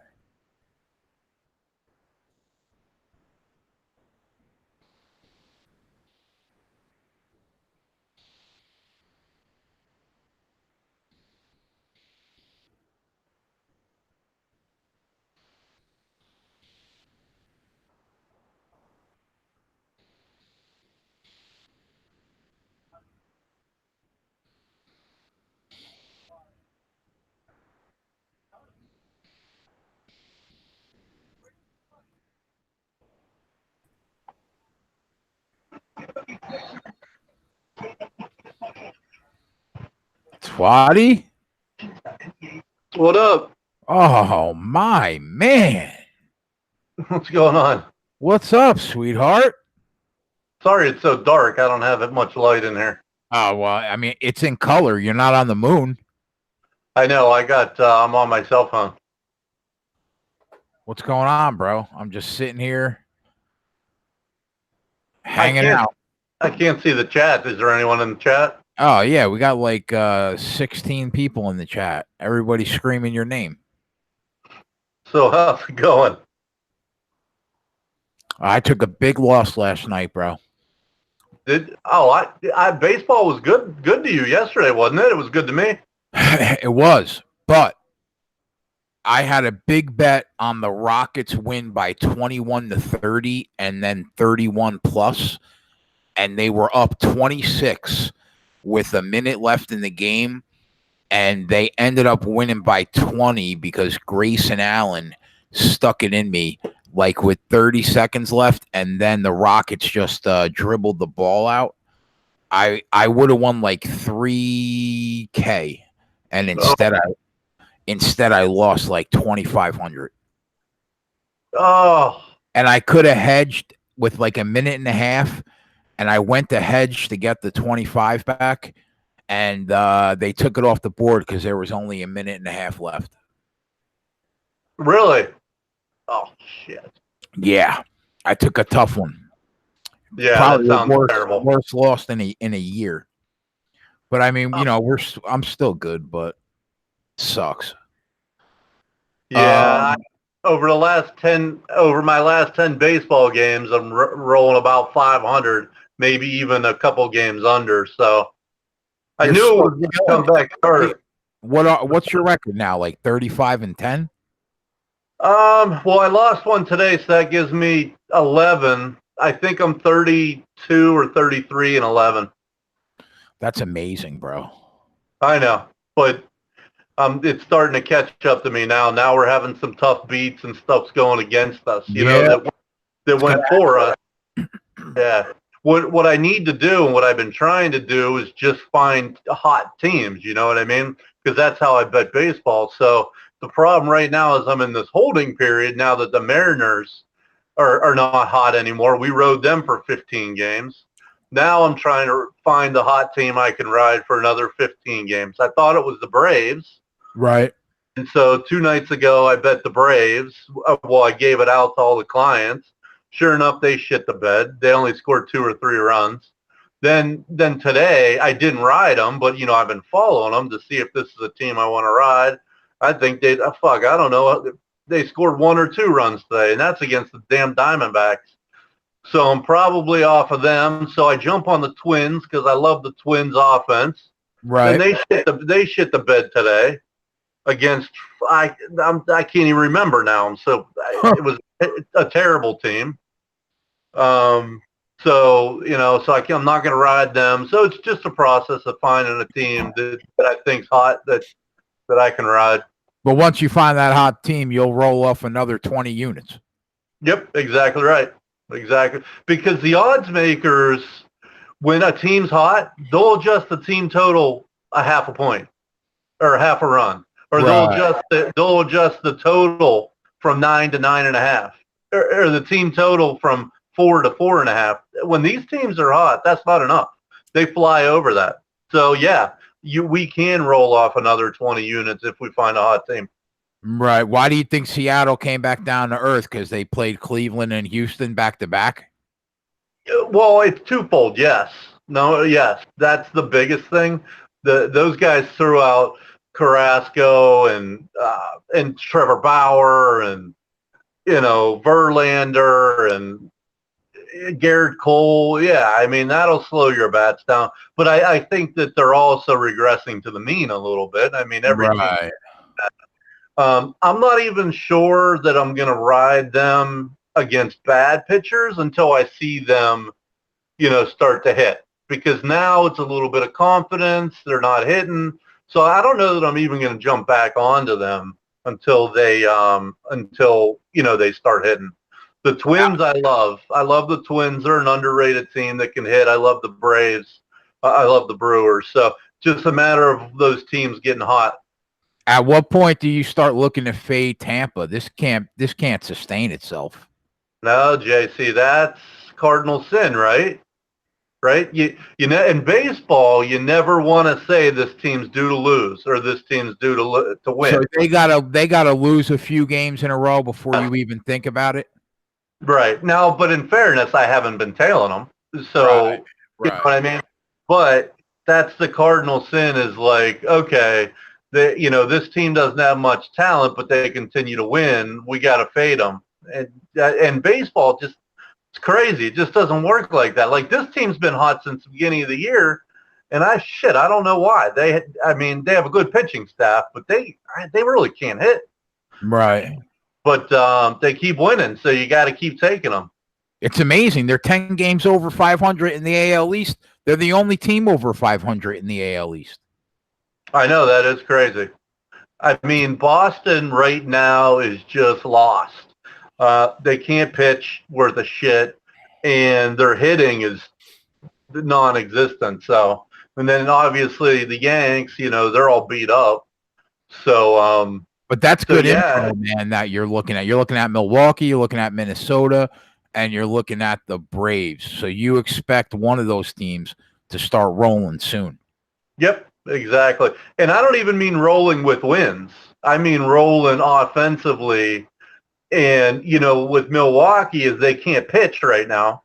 So they're definitely a team to look for, both team total overs, full game overs, stuff like that. And the Twins really can't pitch either. So that's another team we get the full game overs and team total overs. So yeah, You're not even looking for them to win games because half the time you're betting team totals anyway. Yeah, exactly. That's fair. Yeah, team totals. I think that I feel like that I can hit consistently 65 to 70% of team totals, which is good because they juice the shit out of them. So team totals, to get a 115 team total is very rare. Most of them sit at like 120. So you got to hit 60% of those. Right. But shit, if a team gets on fire, I mean, like the Reds last year, I rode them for 5 straight games, and they went over 4 runs, 23 of the 25 games. Yeah, you told me you picked up like 60 units on the Reds in a few weeks. Well, for like 23 games maybe, because I was also betting reverse run lines because they were dogs, and I was betting the money line. So if all of that hit along with both team totals and the full game over, I would have a 7-unit night on the Reds. Yeah, Twatty's on his cell phone, so you guys could ask me anything, and I'll relay it to him if you have any questions. I'm so happy you hung out with us for a little while, man. Have you been betting any other sports, Twatty, other than baseball? No, I mean, I've been fucking with my eyes, you know what I mean? And, it's, I don't know. I've been just trying to concentrate on my package plays. I got fucking glasses, which I've never needed, but it is what it is. Getting old. Yeah, man. I've been wearing glasses since I'm 8 years old. Really? Yeah, it's not. It sucks in the beginning, but so your eyes are still fucked up, huh? Well, it's from what I've been told. It's not permanent. It'll once I get the blood sugar down, they will be restored, and it's already happened. I had lost my seeing far probably 2 weeks ago, and then I got it back. So now I'm struggling with seeing close. Right. But I've been detoxing, dude. I don't even crave some of the stuff that I was eating. To be honest, I'm not even craving it. So. I saw the message in the chat the other night. You were like, I've had 73 salad meals in a row, and I'm going to kill somebody. Yeah. Now, that part I do hate, but I'm not craving, like, my big thing was, like, Coke and Gatorade and shit, and I don't miss that at all. I don't really even miss the carbs so much. Like the pasta. Water? Ton of water? Yeah. Water, and then I'm drinking unsweet iced tea, and then I'm adding. Oh, God. Well, I'm adding a sativa to it, which it's not sugar. So, I mean, it's all right. What are you going to do? Yeah, we're getting old, bro. Yep. We are fucking getting old. What do you got going tonight? I haven't bet anything. I think I'm going to bet I'm going to try to get the best price on the Warriors that I can get.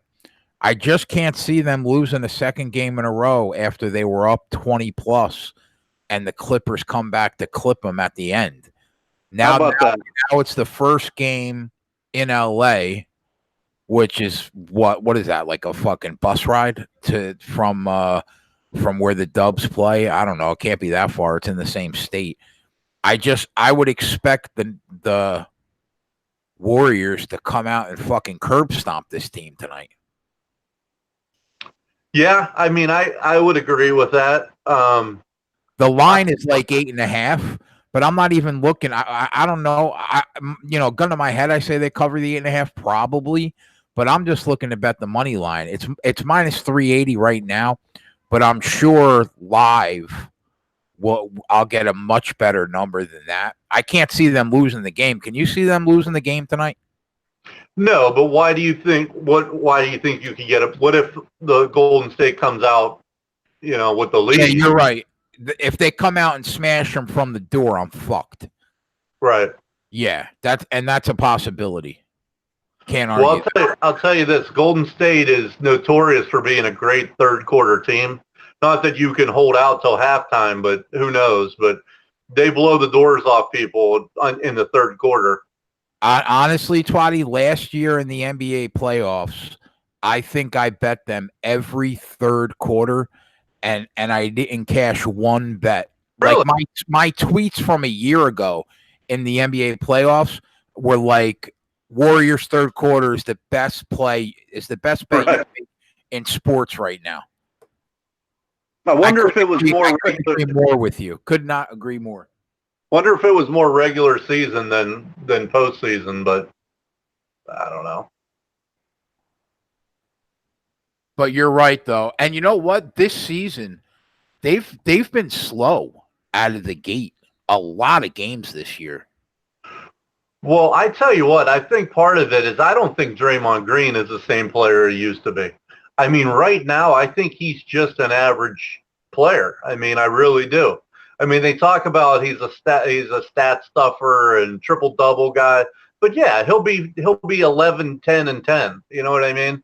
Right. In 40 minutes. So it's partly he's on a great team and he plays 40 minutes, but I don't think he's the player he used to be. He can't I agree with that. Yeah, he can't knock down a shot anymore, even when he's open. You know, so yeah, but they're still, if they're on their A game, they're gonna beat anybody. Yeah, I agree. Everybody talks about the best aspect of his game is his passing. Yeah. But I mean, if me and you pass to Durant, Thompson, and Curry, we would look like the best passers in the history of the sport. Right, exactly. It's not that hard. Let me try to get a little more light. Hold on. Yeah, go ahead. Where's he at? He was on earlier, and then he left. He saw me on, right? And he told me that he came on to save the show because because he's more entertaining than me. And he didn't even have his face. He had like the blue Google guy because he was in bed. He sounded half dead. He makes me laugh. Well, that didn't really help much. Oh, well. He wasn't on much today. He was on the Nats' first 5, which I think won. And then he had a night play. He was Seattle. He took Seattle money line. Did he? Yeah, they're up 4-0 in the second right now. There you go. I'll definitely be watching them because their lineup is really good, especially with it stretches it out with Beckham really hitting, and he's hitting it, in the 7 or 8 hole. Ryan Healy's hitting in the 8 or 9 hole. They definitely have potential there. There's no doubt. So I will be watching them. I'll need them to put 2 games back to back before I jump back on them. Twatty, I said Baltimore was up 5-2 on Tampa Bay. I said, and as hot as they are, we can get Tampa at plus 400 right now in the 7th inning. Do you think it's worth taking a shot? And he was like, no, not really. They just tied the game 5-5 in the 9th. Could have got him at plus 400.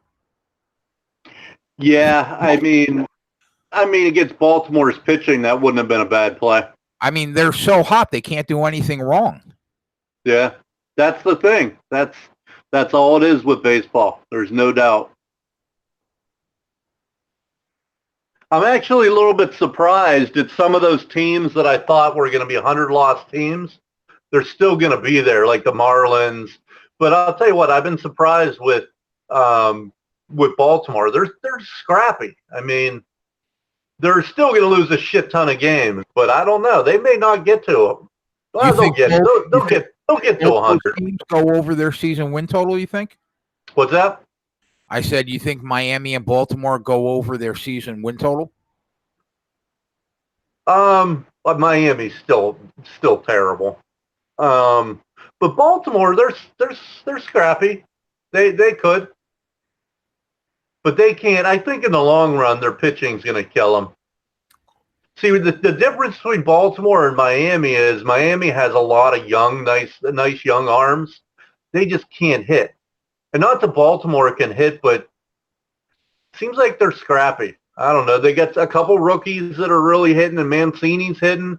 Jonathan VR is in the leadoff spot. He's hitting over 300, I think. So, and even Chris Davis hit a home run the other day. I'll tell you, they look about as good as the Yankees do right now.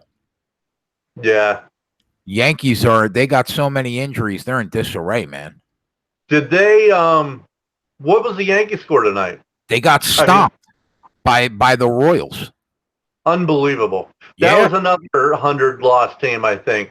And they're scrappy, too.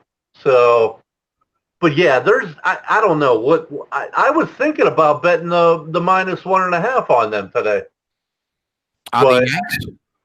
Yeah. A couple guys in our chat hit the Royals at like +170.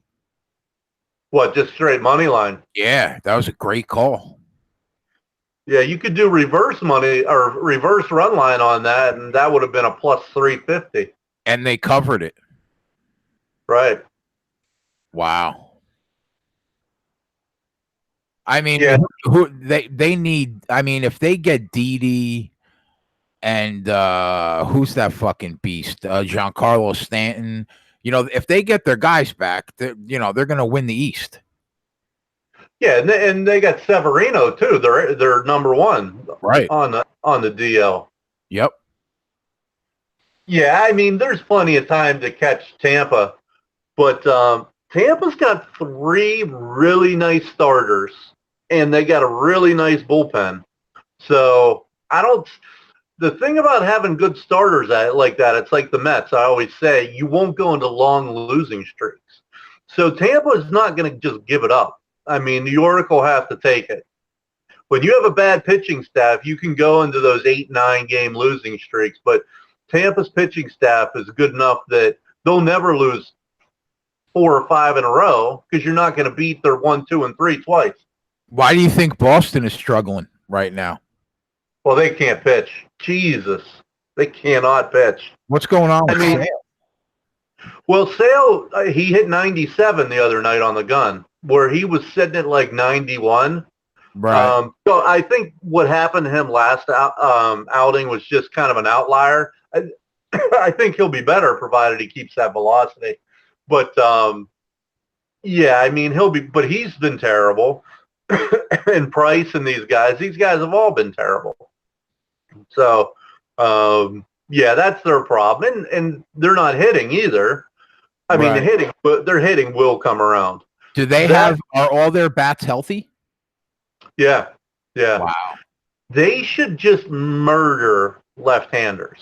I mean, and they always have, but they haven't been really this year because they can stack their lineup, with Mookie and Xander and Martinez. They should just be killing left-handers, and they're not. So that's one of the problems. They'll come around. They'll hit. The Rays just had a runner on second with 1 out in the bottom of the 9th, tied at 5. And the guy tries to steal third, gets thrown out.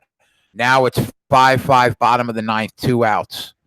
Oh, my God, that was terrible. Why would he try to steal third in the 9th inning? Right? That's a terrible decision. With 1 out. Terrible. They could have won this game, man. And then, of course, strikeout. We're going to extra innings. Are you watching it? Yeah, I'm watching that game and the Brewers game on MLB.com. What do you think about the Dodgers, Twatty? Are they going to start rocking and rolling? Yeah, that's another team. The problem with the Dodgers is they're not going to sneak up on the odds makers at all. Right. Obviously, being in the World Series last year, and their lineup is stacked. Yeah, they're not gonna. Their over unders are set right, and their team totals are set right. or their juice, but that team can really fucking hit too. They really can hit. Yeah, and then their pitching's good too. So yeah, that was another team I meant to mention. They're respectable 12-8. You know, I mean, they're not shocking anybody, but they're still in first place in the NL West. Right. Yep. I'll tell you the one team that I was wrong on, and I haven't really bet them. Matter of fact, I haven't bet them one time. Is the Reds? I'll tell you what, they're not hitting for shit. I love their lineup, you know, coming into the season, and they just haven't done anything. They're 5-12. Yeah, there you go. They're getting crushed. Yeah. I mean, you bring in Puig with Kemp, Winkler, Schevler, Scooter Gennett, Joey Votto, Peraza. Peraza was a 100 RBI guy last year, and he hit, I don't know, 30 home runs. I don't know, or Suarez. I have no idea how they're not just killing, and they play in a little league park, and they're not doing it. Are you surprised that the Padres are 3 games over 500, 20 games into the year? Not really. I mean, Tatis is playing really well for being a rookie. And again, I really like their lineup as well. And they got good young pitching. I'm not really shocked. Plus, if I remember right, they haven't really played anybody. So, I mean, 20 games in, who knows? And I don't know this. They could have played 3 against the Rockies, 3 against the Giants, right. 3 Diamondbacks. You know what I mean? So, I'll tell you who I'm pleasantly surprised with is my Pirates. I was just going to say that. Your Pirates don't look bad this year. Yeah, I think they're, 4 or 5 games over 500, and they played a tough schedule. Now, they just came off Detroit. Obviously, Detroit's terrible. But they either won 2 or 3 or they swept them. And they played a tough schedule, and they've come out. So they have one of the probably 5, at least top 10 pitching staffs in baseball. So, but I can't bet them. I just cannot bet them. Why?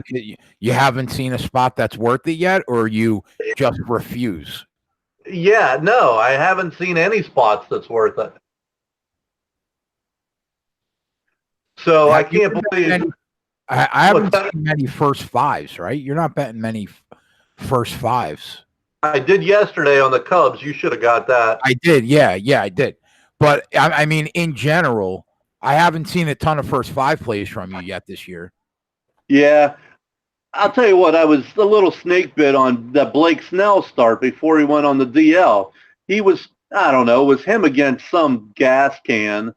And it was minus a half run, Tampa minus a half run first 5. And sure enough, I take it and they don't cover it. That was like 3 or 4 days ago. That fucking pissed me off. But yeah, I hit another first 5. It was yesterday or the day before. But you're right. I haven't really done much first 5. I've been just riding team totals, and right now I'm kind of in limbo until someone will step up. Yeah, I mean, it's been working, man. You've only had a bad couple days out of the whole year so far. Yeah. Yeah, and at least I haven't, on my bad days, I haven't got swept. It's been 1 and 2. Right. It hasn't been terrible. So, but yesterday was good. The members went 3-1 yesterday, and then the package plays went 2-1. So we were after it was either 2 or 3 straight losing days. We did get in the profit yesterday. 3-1 and 2-1 is all you can ask for. Yeah. Oh goodness. If I can go 2-1 and be up, about 0.8 units with the juice or 0.9 units, I would take half of that. I mean, think about it. If you take half of that, if you can make a half a unit a day on, what is it, 162 games? Yeah, you're up 80 units. Yep. Now, last year I was over 100 units, but that was crazy. But if I could hit 80 units, I'll be happy. And I think we're already over 20. Man, 80 units is a ridiculously successful year. Well, yeah, but I mean, you killed in football, so yeah. it's achievable. Oh yeah. But yeah, I think we're already at around 20, give or take. I mean, think about it. If we're 30, let's say we're 32-11. The juice on 32 wins puts you at probably, I don't know, what, 28, 29. And So, you're yeah, only we're probably 20 games in. I mean, you're averaging over a unit per game played. Yeah. So, yeah, we're probably at 18, 19 units, I would say. Yeah. And everybody's played about 18 games. Yeah. So, That's phenomenal. We'll see. We'll see how it holds up. So, you excited for football? Oh, God, Twatty, I can't fucking wait, man.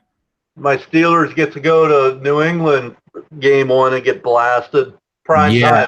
I was looking at the schedules earlier, and Cleveland has a tough schedule, man. Do they? What other division do they play other than their own? Do you know? They got to play the NFC West. NFC West? Well, that's not. Yeah, but you got to think Jimmy G is a total. San Fran is a totally different team. First of all, I got a man crush on Jimmy G. Okay. No, I got you. I love him, man.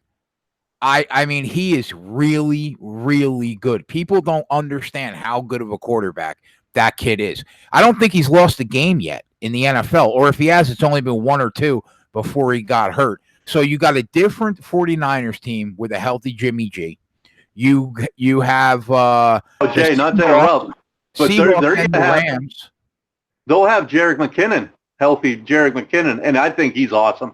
Right. They played. I'll tell you, they played the Titans, who I mean, they were 9-7 last year. They got the Jets. Then they have the Rams, Ravens, 49ers, Seahawks, Patriots back to back. Wow. Yeah, you're right. Tough. Hell yeah, that is. Then they got the Bills. Then they play the Steelers, Dolphins, Steelers.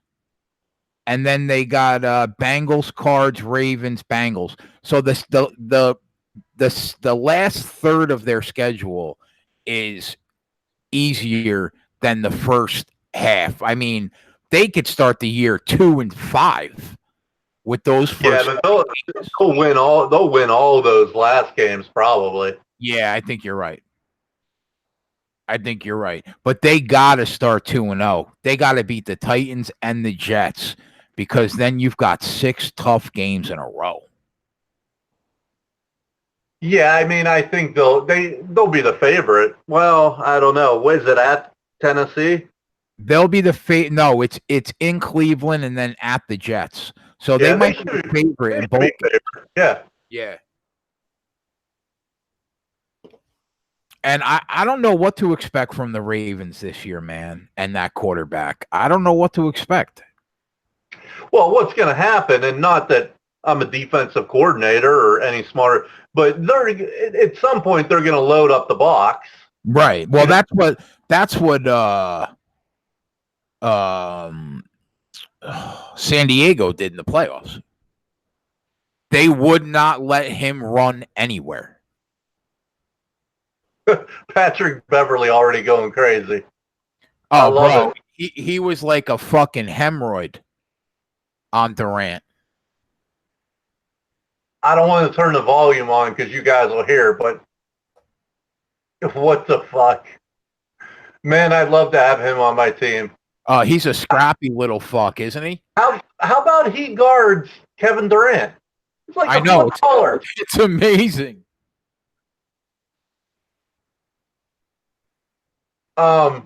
So do you think the Browns, what do you think of the Browns then? They get in the playoffs, right? Before the year started, I thought they were still a year away from the playoffs. Then they made all these acquisitions in the offseason, and I said to myself, you know what? If all these free agents gel, I think they could be a 10-6 team and make the playoffs. But this schedule's rough, man.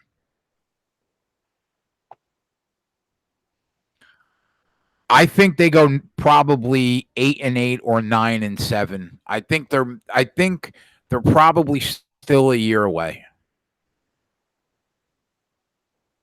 Yeah, I would think I'd have to sit down and look at every game, but I would think, in my opinion, they'd be a 10-6. If everything goes right, I agree. If everything goes right, I think they're 10-6. They're so fucking talented. Jesus. You're talking about the Warriors?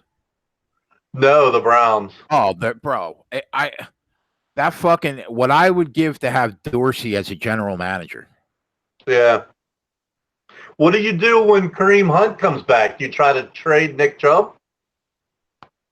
Yeah, honestly, yeah. I would try to trade Chubb for whatever need they have on defense. Offensively, they're set.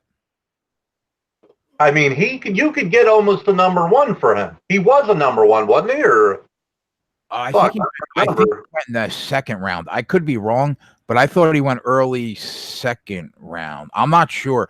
You know what? One thing I don't know about is I don't know how good their offensive line is. I would have to look into that and really see how good. I think that's their weak spot. Offensive line? Yeah. What about, it reminds me, what about poor Joe Thomas? I know. That guy's Mr. Cleveland. He played on every shit team for like 12 years. The poor motherfucker retires, and now they're looking to make the playoffs. I know. Terrible, right? Yep. He's a Hall of Famer in my book, though. Yeah, definitely. Look at this start by Golden State, 11-4. I can't even now I can't get on him yet. I could have got the money line at 380. Now it's at 800. Fuck.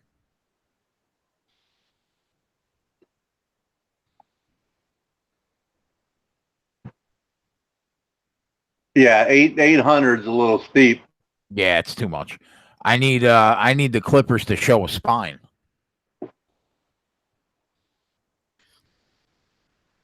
But I mean, who wouldn't want to have Beverly on their team? He's a lot like the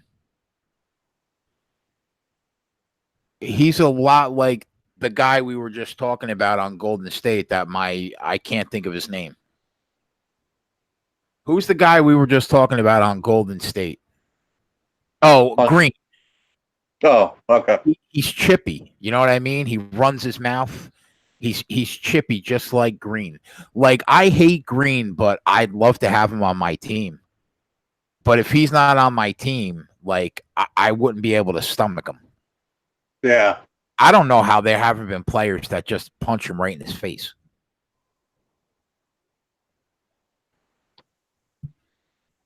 No, I agree. The Houston score could give them some problems. Who? Houston isn't fucking around right now. Oh yeah, I agree there. They're rolling. Yep.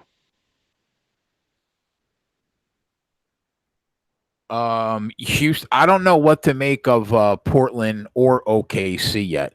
I don't think either of those teams could probably beat Houston or Golden State in a 7-game series. I don't know. What do you think about that? I saw Charles Barkley pick Portland. He just talks out of his ass. He's shot. Yeah, I mean, he just always picks these crazy teams. But Portland, obviously, they're playing great. But losing Nurkic that's got to catch up to you. He's so good, and so you're so guard oriented right now. But I guess that's the way Houston plays too. It's really guard oriented. Definitely.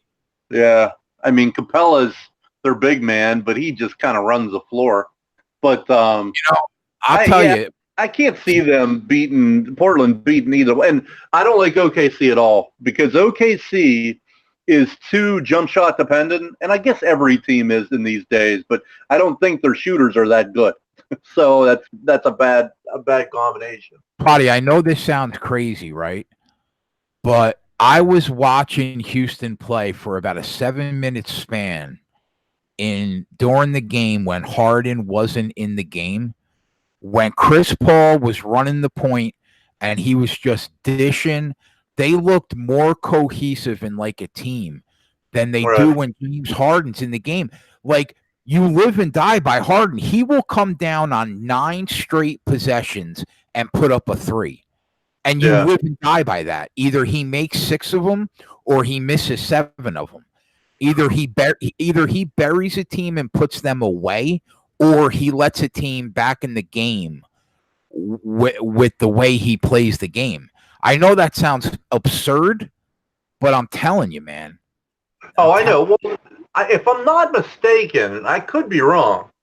I'm just going off memory, and I'm getting old. I could have sworn last year Houston and Golden State went 7 games, and in the 7th game, Houston missed 27 3-pointers. So, like you say, you live and die by it. If they're not hitting, they're fucked. They're a college team. Yeah. They missed 27 3-pointers in 1 game, and I think they lost the game by 8. Yeah, I mean, how do you win when you miss 33s? Yeah. I think But if they make 20 of them, they'll bury a team by 30. Yep. Yeah.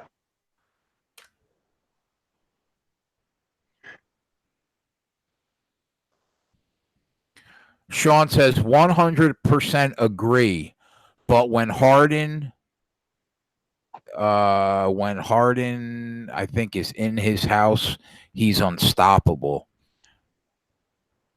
Yeah, I mean, I don't disagree with that, but I was just amazed to see how cohesive Houston was playing with all the starters in except Harden. Chris Paul's a beast. He gets overlooked because he's on that team with Harden, but he is a fucking machine. He is. He's like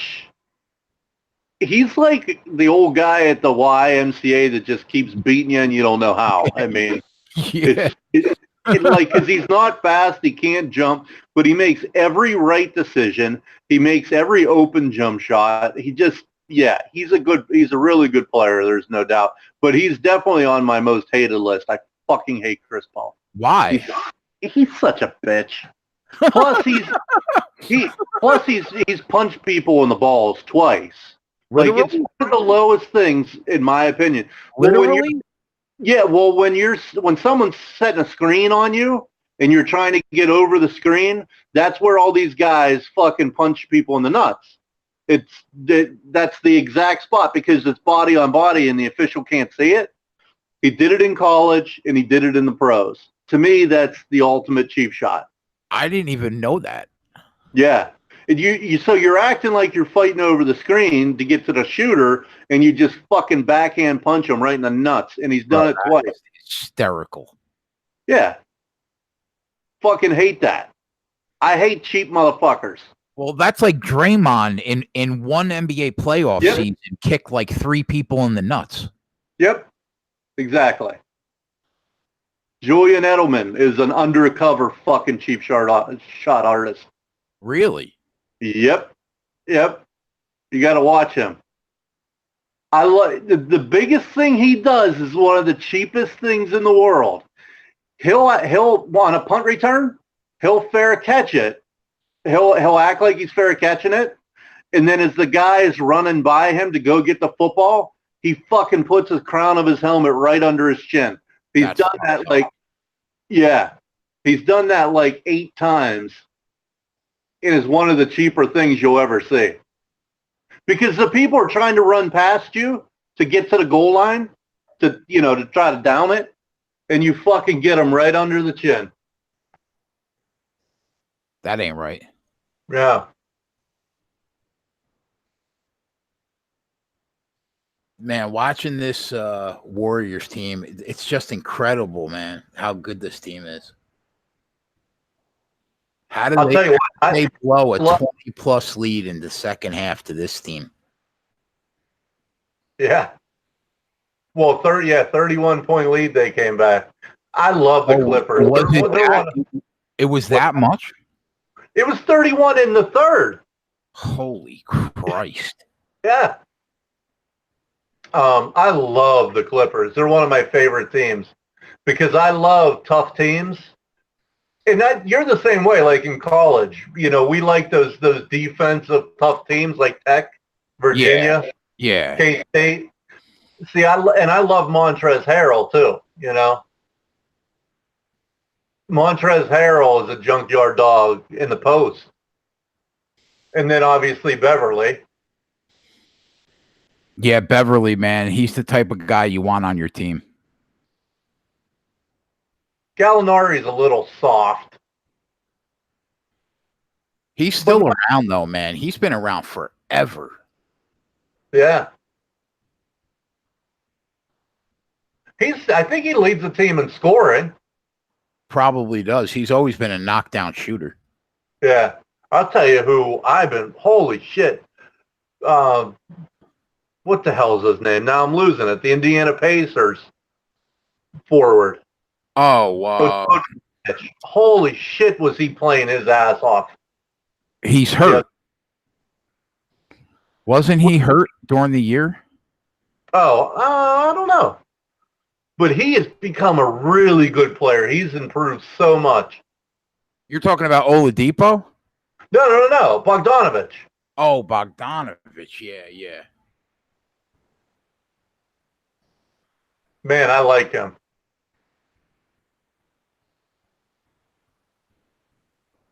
Yeah, 10-point lead here. You're not going to be able to. Yeah, you're fucked on the money line. Yep.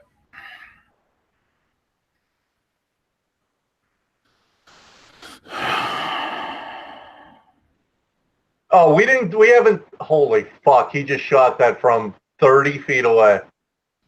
We haven't talked about that UFC. Holy fuck, dude! Oh my god, it was so good, Twatty.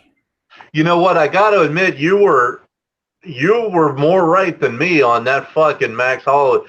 Poirier, holy shit! He just had lead in his hands. Bro, I told you his boxing skills are ridiculous.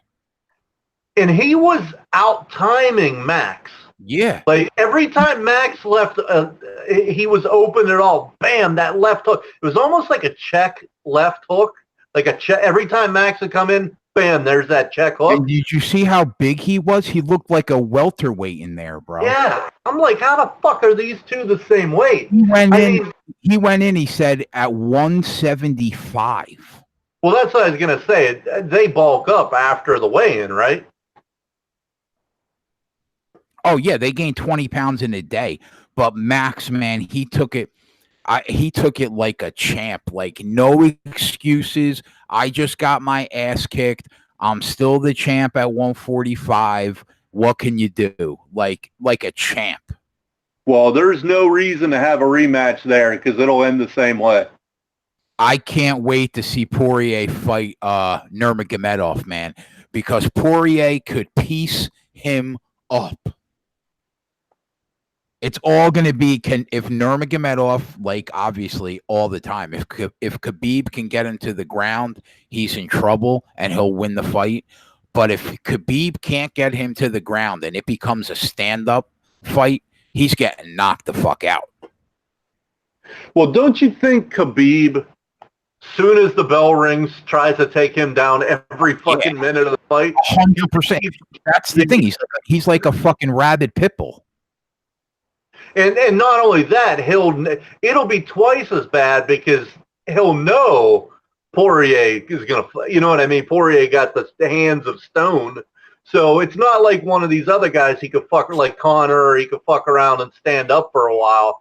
He's got to know with Poirier, he better shoot and shoot often. But did you see how good Max was in the 4th and 5th round, bro? He got his ass kicked. He got his ass kicked for 3 rounds. And he was fucking Poirier up in that 4th round, bro. Yeah. He could go. They could have went 15 rounds. He would have been fresh. I never thought the fight was in doubt.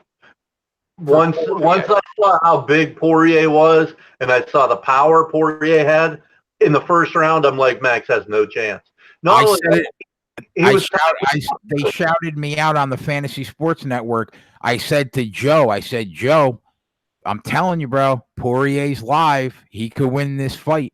And I mean, after the first 5 minutes of the first round, the common fight fan was like, who the fuck is this kid? Holy shit. That's the hardest I had ever seen Poirier hit. Now, I've watched at least 6 or 7 Poirier fights, but that was, I mean, he was ready. He was in shape. He was no joke. And don't you think it looked like Max was taking so much damage because he's a natural 145er? Oh, no doubt. I'm sure that was part of it. Yeah. But so what was that was, in my opinion, that was the second best fight. What was the first one? The first best fight was Adesanya and Gastelum. Holy fuck. That's what I wanted to talk to you about. Oh, fucking Israel showed me a lot. I told you he's the best striker in the UFC right now. He even said after the fight in the press conference, he said, I don't normally like to fight like that, but sometimes you got to go there just so you have it in you. And like I was shocked at the way the fight progressed. Actually, I think I had at that as a tie. I think at the end as a draw because I gave him two points for that last round, and I think I had a tie. But oh man, how about that fifth round? I thought he won 3 rounds to 2. Did you see when Gastelum came out in the first round and knocked him down? Did you see Adesanya's eyes opened up like, holy shit? I guess I'm in a fight now. He responded so well, man. It didn't seem to me like he used his length to his advantage as much as I thought he would. I was on the show. I kept saying, this guy's got 9 inches of reach and 7 inches of height on him. Why is he in the pocket right now? He should be picking him apart from the outside. Right. I said the same exact thing during the fight. But that fifth round, that had to have been one of the best rounds I had ever seen. So good. I mean, because they were trading. I was listening to Joe Rogan on the podcast, and he was like, that 5th round was one of the best rounds that I've ever seen in the UFC. Yeah. And then to top it off, I think like ESPN and the UFC and the pay-per-view somehow like fucked it up. And there was a shit ton of people didn't even get to see it. Yeah, man, because now all the pay-per-views go through the ESPN Plus now, and everybody was having a problem. It was a big deal. Right. Which I don't know. I was watching it on a high definition stream from Reddit. I don't know why anybody's paying $70 for that. Yeah, I don't know. You got to think every year that goes by, there's going to be less and less people paying, right? You know? Yeah. But that was awesome. Both those fights were unbelievable. Yeah, it was phenomenal. It was so good. Israel calling out John Jones, right? Yeah, but I mean, he's so much smaller than John Jones. I don't think it'll ever happen because he's looking to be a middleweight champ. Now he's got that Robert Whittaker fight in Australia, bro, is gonna be sick. Yeah. Is that the next one, or is it Khabib? Yeah, because now Adesanya's got the interim belt, but Robert Whittaker has the real middleweight belt. So now the both of them are gonna fight, and whoever wins that fight will be the true, middleweight champ. I can't wait. Robert Whittaker is no fucking joke, bro. He's not Kelvin Gastelum. Yeah. Well, who did Whittaker pull out from the last? He got hurt. He was supposed to fight Jacare. Oh, I thought it was somebody else. I think he was supposed to fight Jacare, and he got hurt. He was he had to pull out, so they scratched the fight completely. He had to have emergency surgery. Something was wrong. Hernia. Yeah. Yeah. Well, that'd be a hell of a fight. And Joe Rogan only does pay-per-views in the United States, but he said for the first time ever, I might have to get on a plane and go to Australia because I need to watch that fight. Well, yeah. Plus the Kiwis too, right? Yeah. The New Zealand, yeah. So now, but this fight card on Saturday is utter dog shit. What's the headline? They're fighting. It's Alistair Overeem and Alexei Olenek. Jesus Christ, really? They're fighting in St. Petersburg, Russia, bro. And when I tell you that the fight card is a complete joke, there is literally almost maybe one bettable fight on the entire card, and it's at 10 o'clock in the morning because it's in Russia. Are you even gonna? Yeah, so you're not gonna do a KegCast? No. But next weekend, UFC Fight Night 150 after this weekend is a really solid card. Well, who's that? Let me check. I was just going over it earlier. I know Platinum Mike Perry's fighting. Okay. I think the main event is Jack Hermanson and Jacare. And then Greg Hardy, that piece of shit, is fighting. Really? They made Greg Hardy the co-main event. Can you believe that? I mean, wow. Talk about disrespect. Like the fight before Hardy is Alex Oliveira and Mike Perry, and they make Greg Hardy the co-main.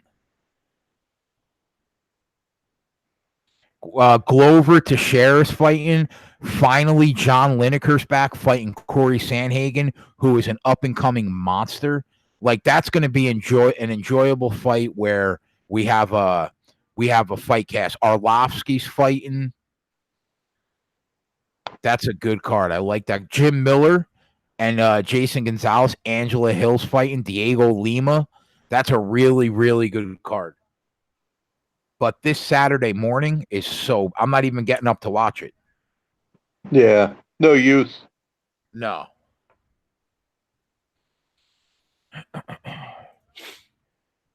So who are your Jets going to draft? Warriors are putting this team away, bro. Yeah. Who are the Jets going to draft? I don't know. I don't know. I'm hearing rumors they might not even keep the pick. I mean, that would be devastating. We need an end. We need a defensive end. We need a rusher. I want Josh Allen. Yeah, everybody does. He should be there at 4. I think we have 4. I think we have the 4th pick. I don't know what's going to happen. It's the Jets, Twatty. It's a complete fucking crapshoot. Yeah, Josh Allen's a fucking stud. Yeah, he's a stud. I heard that they were looking at the kid from Alabama, the interior lineman, D lineman from Alabama. So we'll see.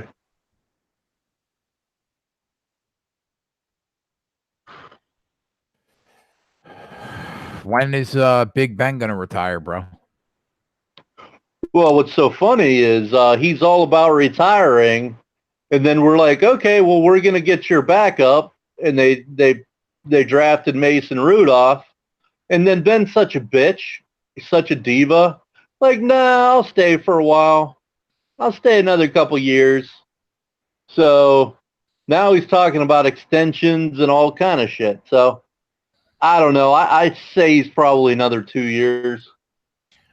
He's on my most hated list now. Oh, the Jets have the 8th pick in the draft. Wow, that's terrible. They got Bosa going 2, Josh Allen going 3, Quinnen Williams going 4 to the Raiders. Yeah, that's that Bama kid. Yeah. They got the Giants taking Dwayne Haskins.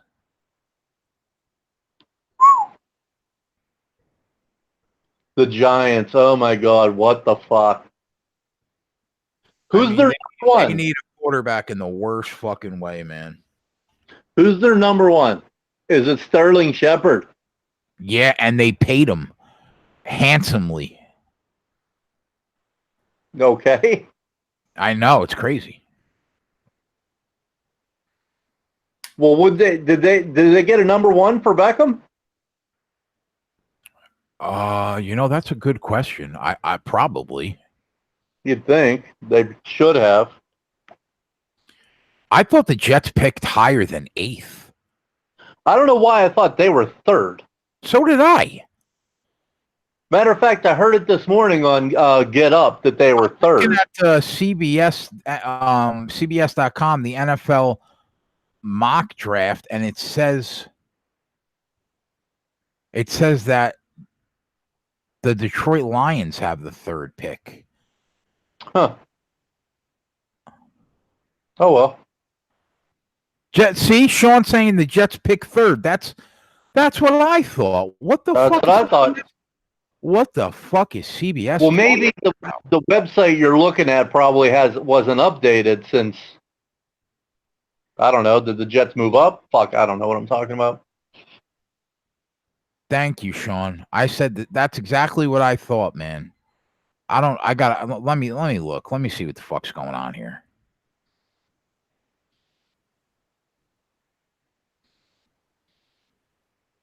Yeah, okay. Yeah, the Jets pick 3rd.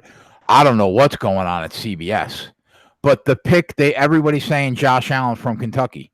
That's got it, if there's a God, that's who I want. I wouldn't like Quinnen Williams either, but I mean, we need an edge rusher, man.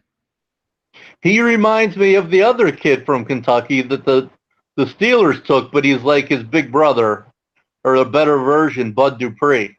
Bud Dupree was from Kentucky. His measurables were ridiculous, like strong, fast, and he's just been kind of average or above average. But like this Josh Allen, it's like a better Bud Dupree. Yeah, he is a freak. Sean says they trade down. He believes that they trade down. I just don't know why they would trade down and not take him. I mean, you'd have to see the offers, but yeah, I mean, I would think I would be taking him at 3, but who knows? I mean, if you get a good offer, got to take it. Especially when you take a look at their defensive line, right? They traded and Richardson. Right. They traded Richardson and Muhammad Wilkerson they traded. Or he left. They didn't pay him. They have nobody. They need a defensive lineman literally in the worst way. Well, they need a lot. What they would need, yeah, they do need a lot. That's fair.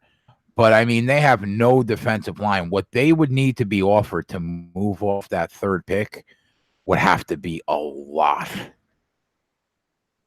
Didn't they let their safety go, Jamal Adams? No. Who am I thinking of? There was a really good safety. Oh, was it the Giants? I think, who was their... Yeah, he got traded. Yeah. I don't know why his name's escaping. Yeah, I thought it was the Jets, but it was the Giants, their safety. I can't think of the kid's name, but I know exactly who you're talking about. Was it Landon Collins or no? Yes.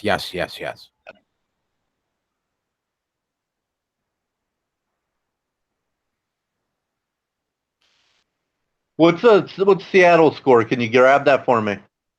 They piling up runs? 5-2 in the 5th. Okay. I'm going to watch them. Maybe I'll look at them tomorrow. See if we got some angle there. What are the other? San Antonio just curb stomped Denver.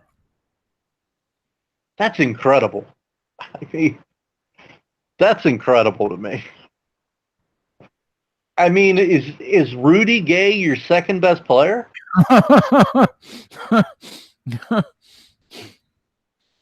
Denver looks so good in the regular season too, bro.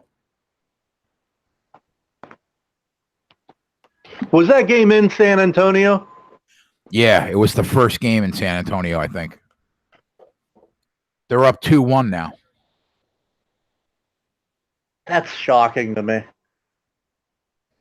That Pop is such a good coach. That fucking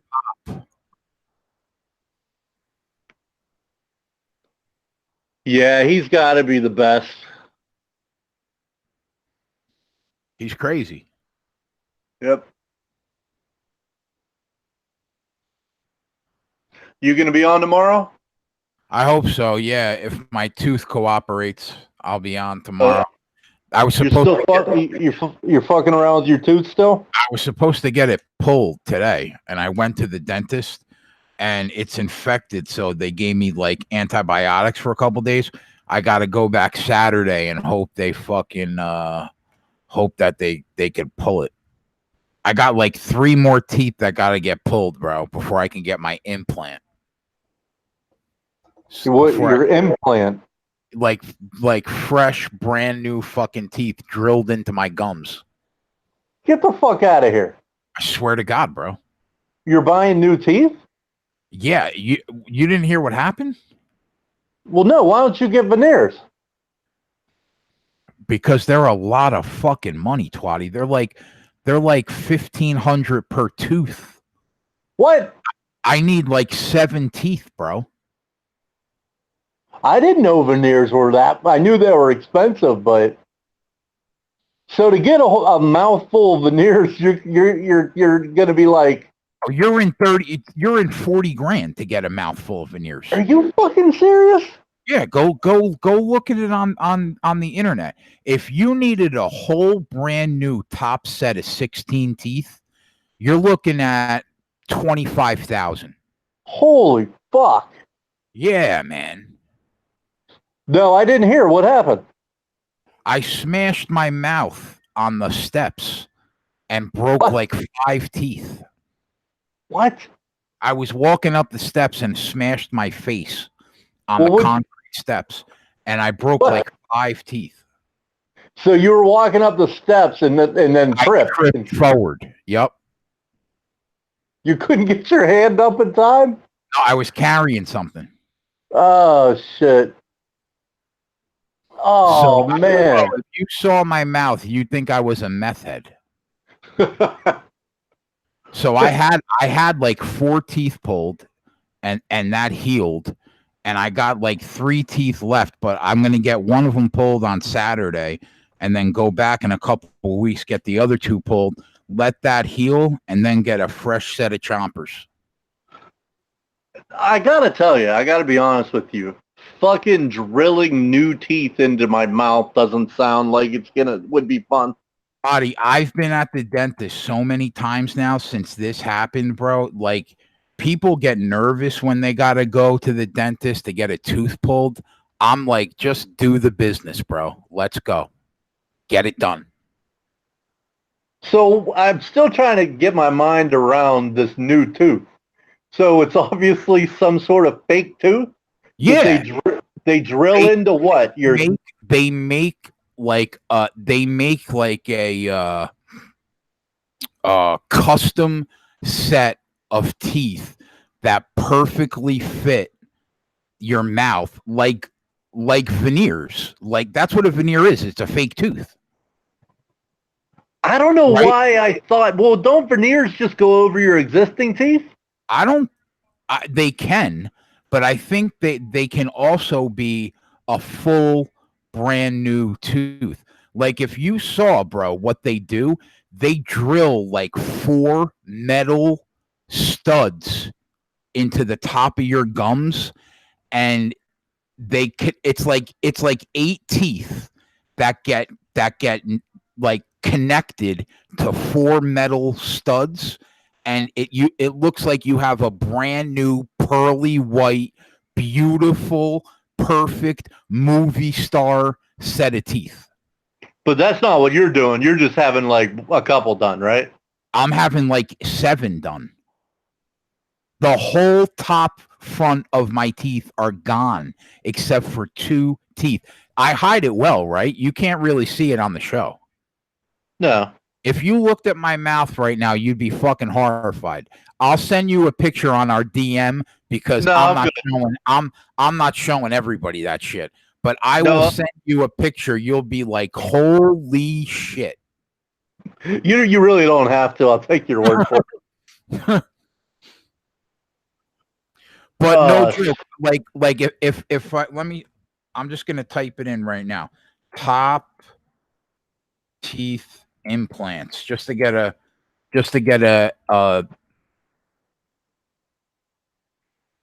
this is an advertisement for 17,000 for top teeth special implants.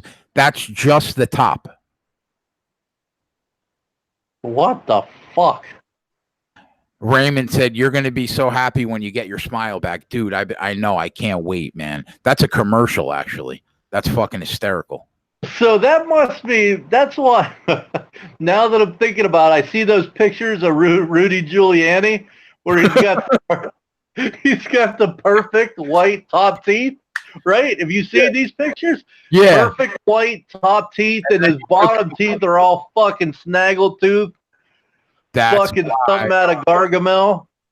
That's why. Oh. What? That motherfucker's too cheap to get bottoms? I know, right? Like, my bottom teeth are perfect, but my top teeth, like, they're fucking gone. But yeah. See, now that's a guy that's got millions, only got the top teeth done, and the bottom teeth are like yellow as fuck. Yeah.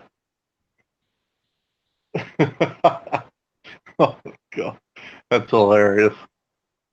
Yeah, man, I'm looking forward to it. Well, the process sounds terrible, so.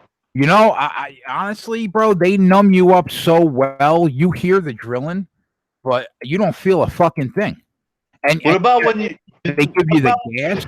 They give you the laughing gas. You're 7 sorts of fucked up while you're getting those teeth, and you can't feel it anyway. The worst part of the drilling is the fucking smell of the heat. Oh yeah, do you ever smell bone? You ever smell hot bone? Yeah, yeah, that's what I'm talking about. It does not feel good. Oh, my daughter's watching. Hello, Ab. I love you. It's 11:30 and you should be in fucking bed. You got school tomorrow. What are you doing up? I love you though. Yeah, man. So I'm looking forward to that. So I got that going for me, which is nice. Well, shit. All right. Well, if it's 11:30, I'm gonna bounce. Yeah. I'm gonna get out of here too, guys. There's nothing left to live bet. Anyway, so but if my tooth if my tooth is halfway, like, I could deal with DEFCON 3. Last night it was like level 5, bro, when your mouth is just like ba boom, ba boom. You know what I mean? You feel your heart beating through your tooth. It was bad last night, but we'll try to be back tomorrow night. Twat, are you going to be around tomorrow? Yeah, hit me up. All right. We'll see you tomorrow. Back after this.